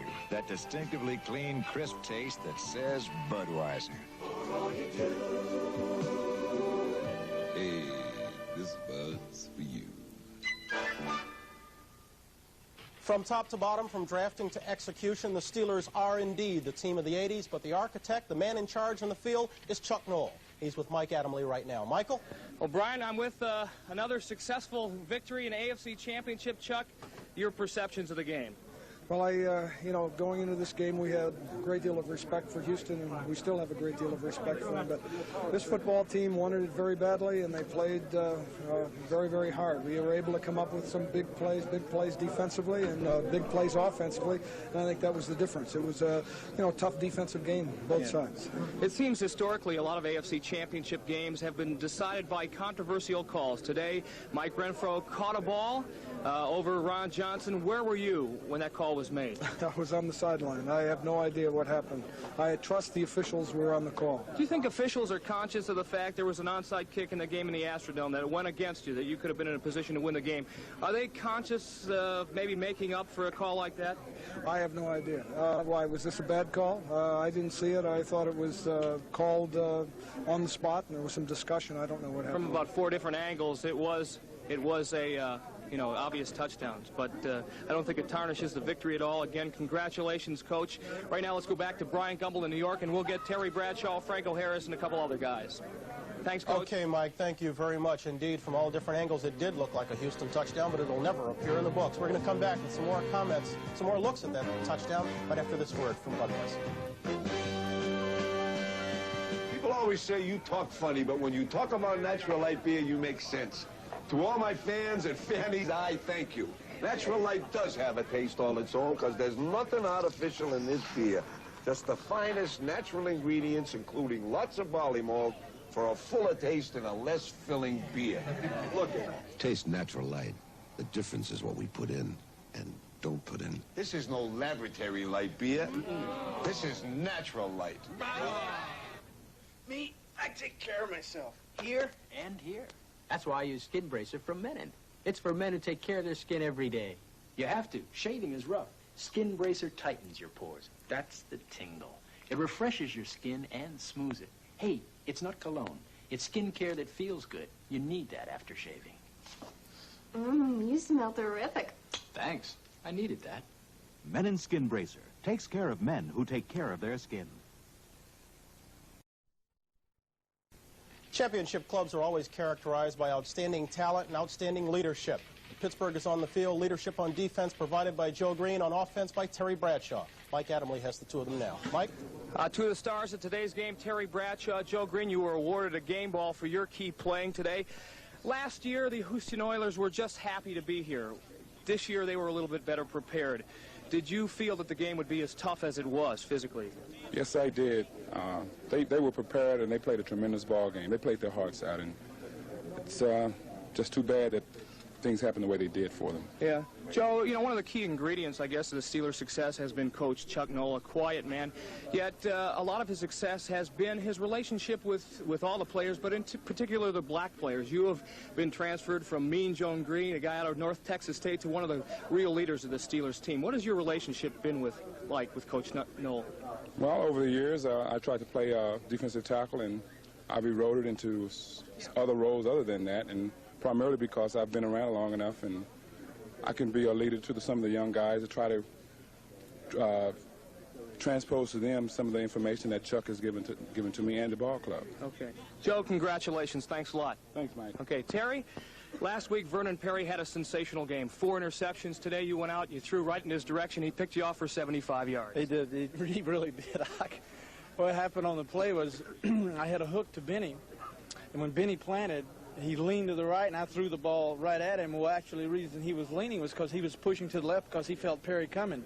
So I threw the ball right at him, and when he moved, Perry was right there. Okay. And then I got clipped right off from under and couldn't, try to make the tackle. Terry, again, another outstanding performance. Congratulations. Good luck in the Super Bowl. Thanks, Mike. Right now, let's go to Sam Nover, who's in the Houston locker room with Dan Pastorini. Sam? Thank you, Mike. What a difference 90 feet of corridor makes while the Steelers are celebrating. Obviously, they are very unhappy in the Houston Oilers dressing room. I have Dan Pastorini. Dan, it was a very courageous performance, and I assume that you will always reflect on the pass out of bounds. It's a tough thing to reflect on, but, if you're playing for Pittsburgh, it would have been a good call. And if you're playing for us, we felt it was a bad call, but that wasn't the point in the game. They're a good football team. There's no question about that. We've played them many times, and if you're going to go to the Super Bowl, you got to go through Pittsburgh. There's no question about that. They played a great game today. They had good concentration. They had great effort from everybody. We had a great effort from everybody, and we've got nothing to be ashamed of. It's a tough pill to swallow, but, there's always going to be another time somewhere. You have been able to beat this team during the regular season, split the regular season series the last 3 years, in fact. But the playoffs have been another story. This probably deepens the frustration, I'm sure. Yeah, it's a little frustrating to get this far. You'd always like to go one more game, but I think it's a good representation of our division. And we're pulling for them as far as the rest of the year. Okay. Hopefully they'll win. Thank you, Dan, very much. Congratulations to you. Now let's go back in the Steeler dressing room and Mike Adamle. Mike? 2 years ago in the AFC Championship game, there was a very controversial call. Rob Lytle fumbled the ball for the Denver Broncos. Apparently, it was recovered by the Oakland Raiders. They did not rule it that way. Up until that point, the press was not allowed to talk to the officiating crew. That has all changed. They have now adopted a pool reporter, a local reporter from a local city. This unfamiliar face is Vito Stellino. He is the designated pool reporter. He has talked to Art McNally and Jim Tunney's crew. What was the call? I talked to Jim Tunney, the referee. He said the side judge, Donald Orr, ruled that while Renfro's 2 feet came down inbounds, he did not have possession of the ball when his feet were inbounds. He didn't have possession until after he went out of the end zone. And he said the conference was because that he wanted to, they checked with all the other officials to look for help to see if anyone else had a different view. Bill O'Brien, the field judge, did not have a better view, and no one else disagreed with that with the call. And so Orr's call that while his feet came down in bounds, he didn't have possession when his feet came in bounds. That's the call that stood. Vito, thank you very much for getting that report for us. Let's go back to Brian Gumbel in New York. Okay, Mike Adamley, thank you very much. You heard Vito Stellino. He was the pool reporter, got to talk to the officials. Official Don Orr ruled that Renfro did not have possession of the ball when his feet were down. Our replay leads us to believe otherwise. We'll continue after this word from Budweiser. This Bud's for all the people who make the sidelines a part of the show. This Bud's for you. For all you do, the king of beers is coming through.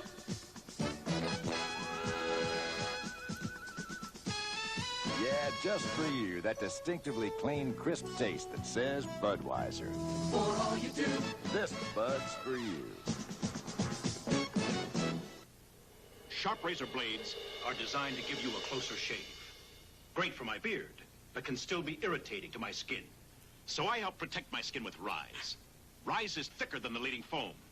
Look, I can't even shake it off. Rise helps protect my skin against irritation. So for today's close shaves, get today's Thick Rise. Helps protect your skin against irritation. Thicker Rise helps protect your skin against irritation. The Budweiser NFL Report has been brought to you today by Budweiser. For all you do, this Bud's for you. The executive producer of NBC Sports is Don Ohlmeyer. Coordinating producer, Ted Nathanson. Today's telecast produced by George Finkel and directed by Ted Nathanson. Our technical director was Horace Ruiz. Associate producers Kenneth Edmondson and Michael Hadley. Associate director Richard Klein. As we sign off for this AFC Championship game, we also sign off our coverage of National Football League action for this season. The names you're seeing, the names of the people who've brought you the games all year long. But even as we finish up with football, we'd like to remind you about a big weekend of sports action on NBC next weekend. We'll get it all started on Saturday, 1 o'clock Eastern Time with Olympic Diary. We'll have Lake Placid trials, 70-meter ski jumping, trials in speed skating, and the Muhammad Ali track meet. That'll be followed by regional basketball action, followed at 4 o'clock Eastern Time by the third round of the Bob Hope Desert Classic.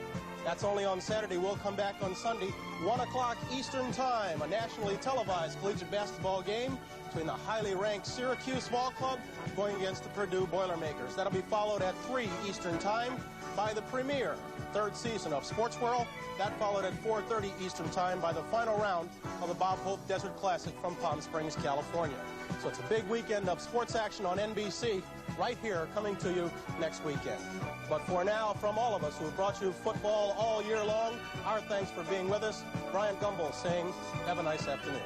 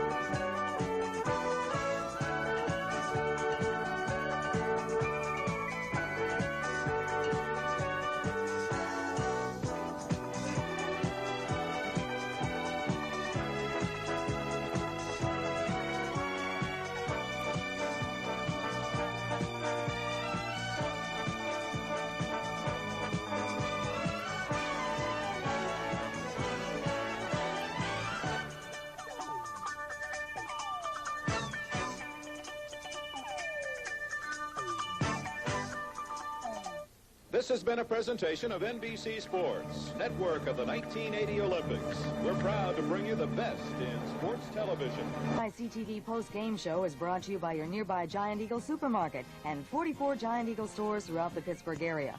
Giant Eagle, bringing all of the best to you. Now, let's return to Three Rivers Stadium.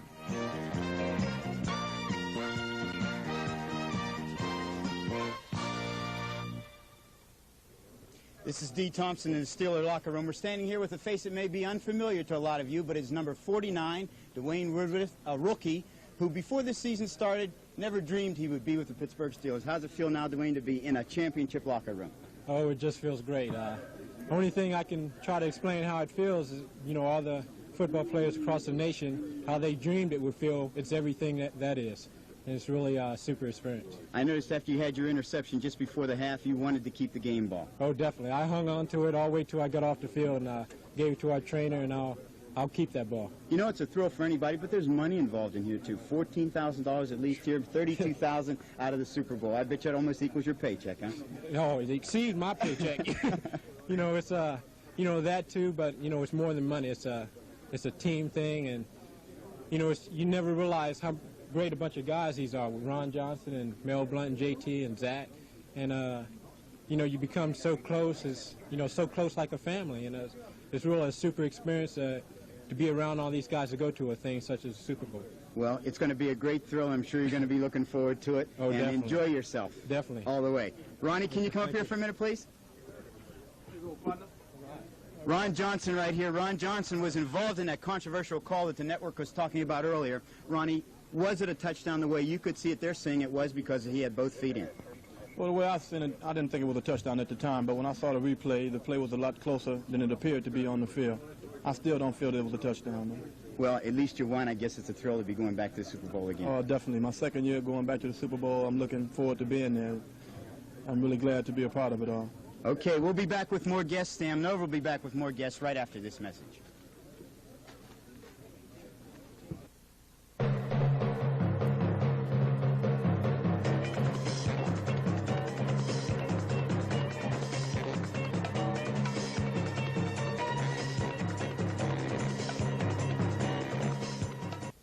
Congratulations, Steelers. You've done it again with another great victory. And Giant Eagle has done it again with a great price on ground beef, just $1.28 a pound. It's lean, delicious, and ground fresh several times a day. And just $1.28 a pound in packages of 5 pounds or more. Stock up on Food Club Grade A large eggs, too. They're just 68 cents a dozen this week. And for your convenience, Giant Eagle stores are open 24 hours a day from 8 a.m. Monday through 10 p.m. Saturday.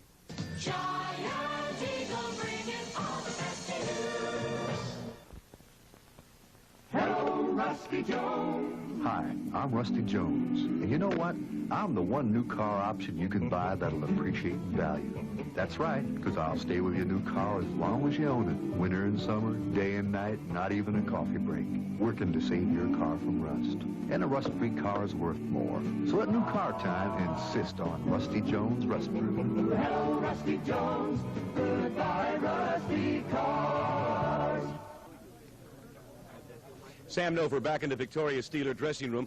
I say victorious, but every time I come in here after a big win like this, I'm always amazed at the fact that it sounds like you're losers. I mean, the noise is almost non-existent at this particular point. Well, I think we're content to win. We're satisfied.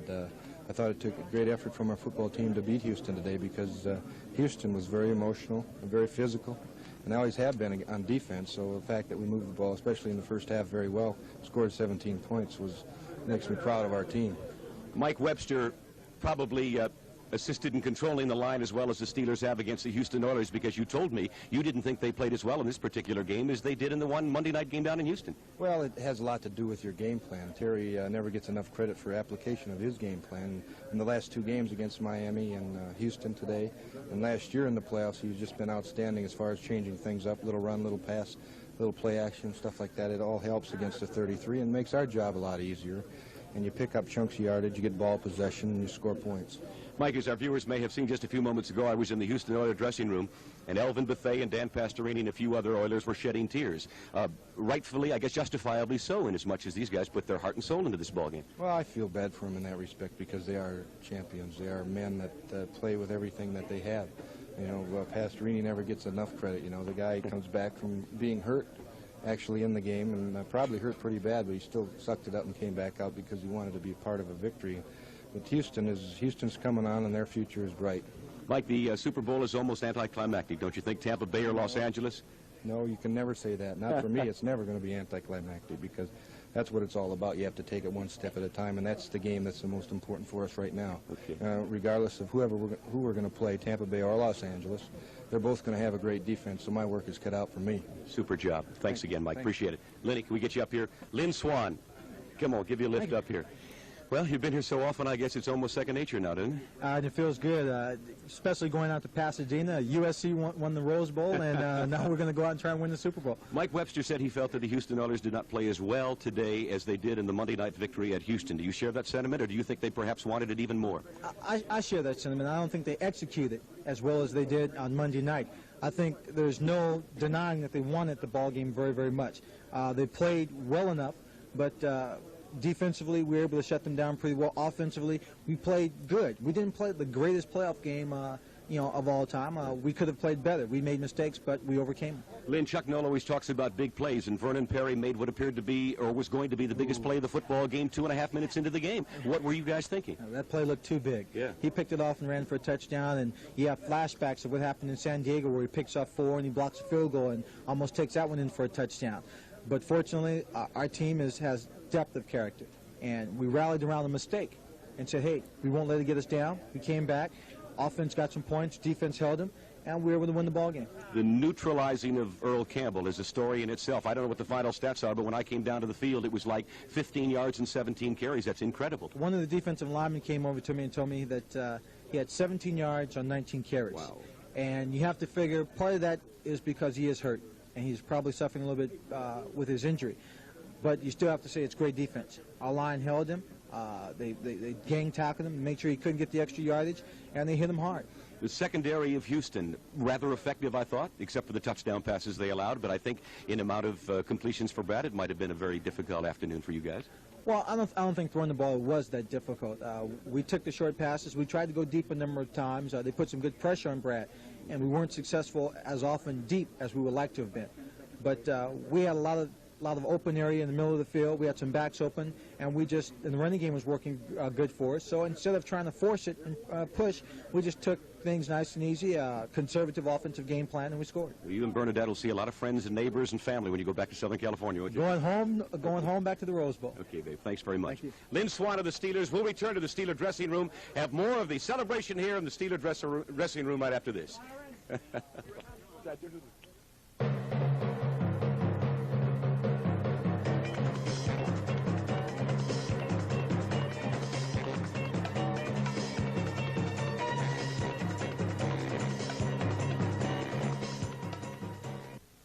Congratulations, Steelers. You've done it again with another great victory. And Giant Eagle has done it again with a great price on ground beef, just $1.28 a pound. It's lean, delicious, and ground fresh several times a day. And just $1.28 a pound in packages of 5 pounds or more. Stock up on Food Club Grade A large eggs, too. They're just 68 cents a dozen this week. And for your convenience, Giant Eagle stores are open 24 hours a day from 8 a.m. Monday through 10 p.m. Saturday. Giant Eagle, bringing all the best to you. There's no doubt about it, Pittsburgh is a winner, second to none. Feel the spirit growing like 3 rivers flowing, coming together as one. Catch the new spirit of Pittsburgh on Channel 11. New spirit of Pittsburgh on Channel 11. New spirit of Pittsburgh, Channel 11. Sam Nover back in the Steeler locker room with Ted Peterson and John Stallworth. Elvin Bethea said some people who know this game better than I did a job on you Monday night in Houston. Did you do a job on him today? I think, Sam, that I played a much better game than I did on Monday, and I had practiced accordingly this week in preparation for him. I tried to set much lower because he is so strong and he's a little shorter than I am, and I only get in trouble when I play too high. So I tried to practice and keep a lower tone of play this week. Teddy, I told our viewers just a few moments ago in talking to Mike Webster that Bethea was crying in the locker room. I guess the kind of emotion that the normal person is expected to react to, but I guess football players aren't supposed to cry for some reason. He really wanted the game. It was obvious by his post-game reaction emotionally. I think everyone on that field at every time of the game really wanted it very badly. It was a very hard-fought football game, and I respect the Oilers a lot for that. You got a right to be proud. You did a hell of a job. Thank you. Congratulations to you. John, step in, if you will. Thanks, Ted, very much. The Houston Oilers have traditionally played the Steelers very tough. That's obvious. Did you go about doing anything differently or still try to do what the Steelers always do well, just stuff it down their throats? Defensively, we did that. I think during the course of the week, Lynn wasn't practicing, I wasn't practicing, so we weren't really able to prepare ourselves well physically for these people. We tried to get them down mentally. I think we did that, and that was one of the keys in the ball game. Terry down there, and when we played them in Houston, didn't read his keys very well, and we made some mistakes with our receivers and running the pass routes. So we were better to play it mentally. I think that was one of the keys offensively. John, did you get doubled all day, you and Lynn both? The type of double coverage they had was rotating their corners up and trying to jam us coming off the ball. So we got that all day. They tried to delay us, maybe make a little bit more time for their pass rush and to delay us in our routes. While Bradshaw may have not been as flamboyant as one would expect from the premier quarterback of the National Football League, I guess it's a subtle football game like this where you can really appreciate his play calling and his talent, isn't it? Oh, for sure. He played a superb game today. There were some instances where he stayed with one receiver when it needed to be, and there were instances when he went from the first to the second to the third receiver and completed that. He played a superb game. Can you as a receiver appreciate the work of the offensive line when Corson has to play and Peterson has to play and you don't have the regulars that you're usually accustomed to having in front? Oh, for sure, because if they don't do their job up there, I can't do mine. Bradshaw can't do his. Franco can't do his. It all starts with them, and we won the game today because of them. The Super Bowl won't be anticlimactic to you, I guess? No, no way at all. I suggested that earlier, and Webster wanted to throw me off the stand here. He had right to. Okay, congratulations. Thank you. Nice victory, very nice. Very John Stallworth in the Steeler dressing room. We'll be back with more of our post-game show right after this.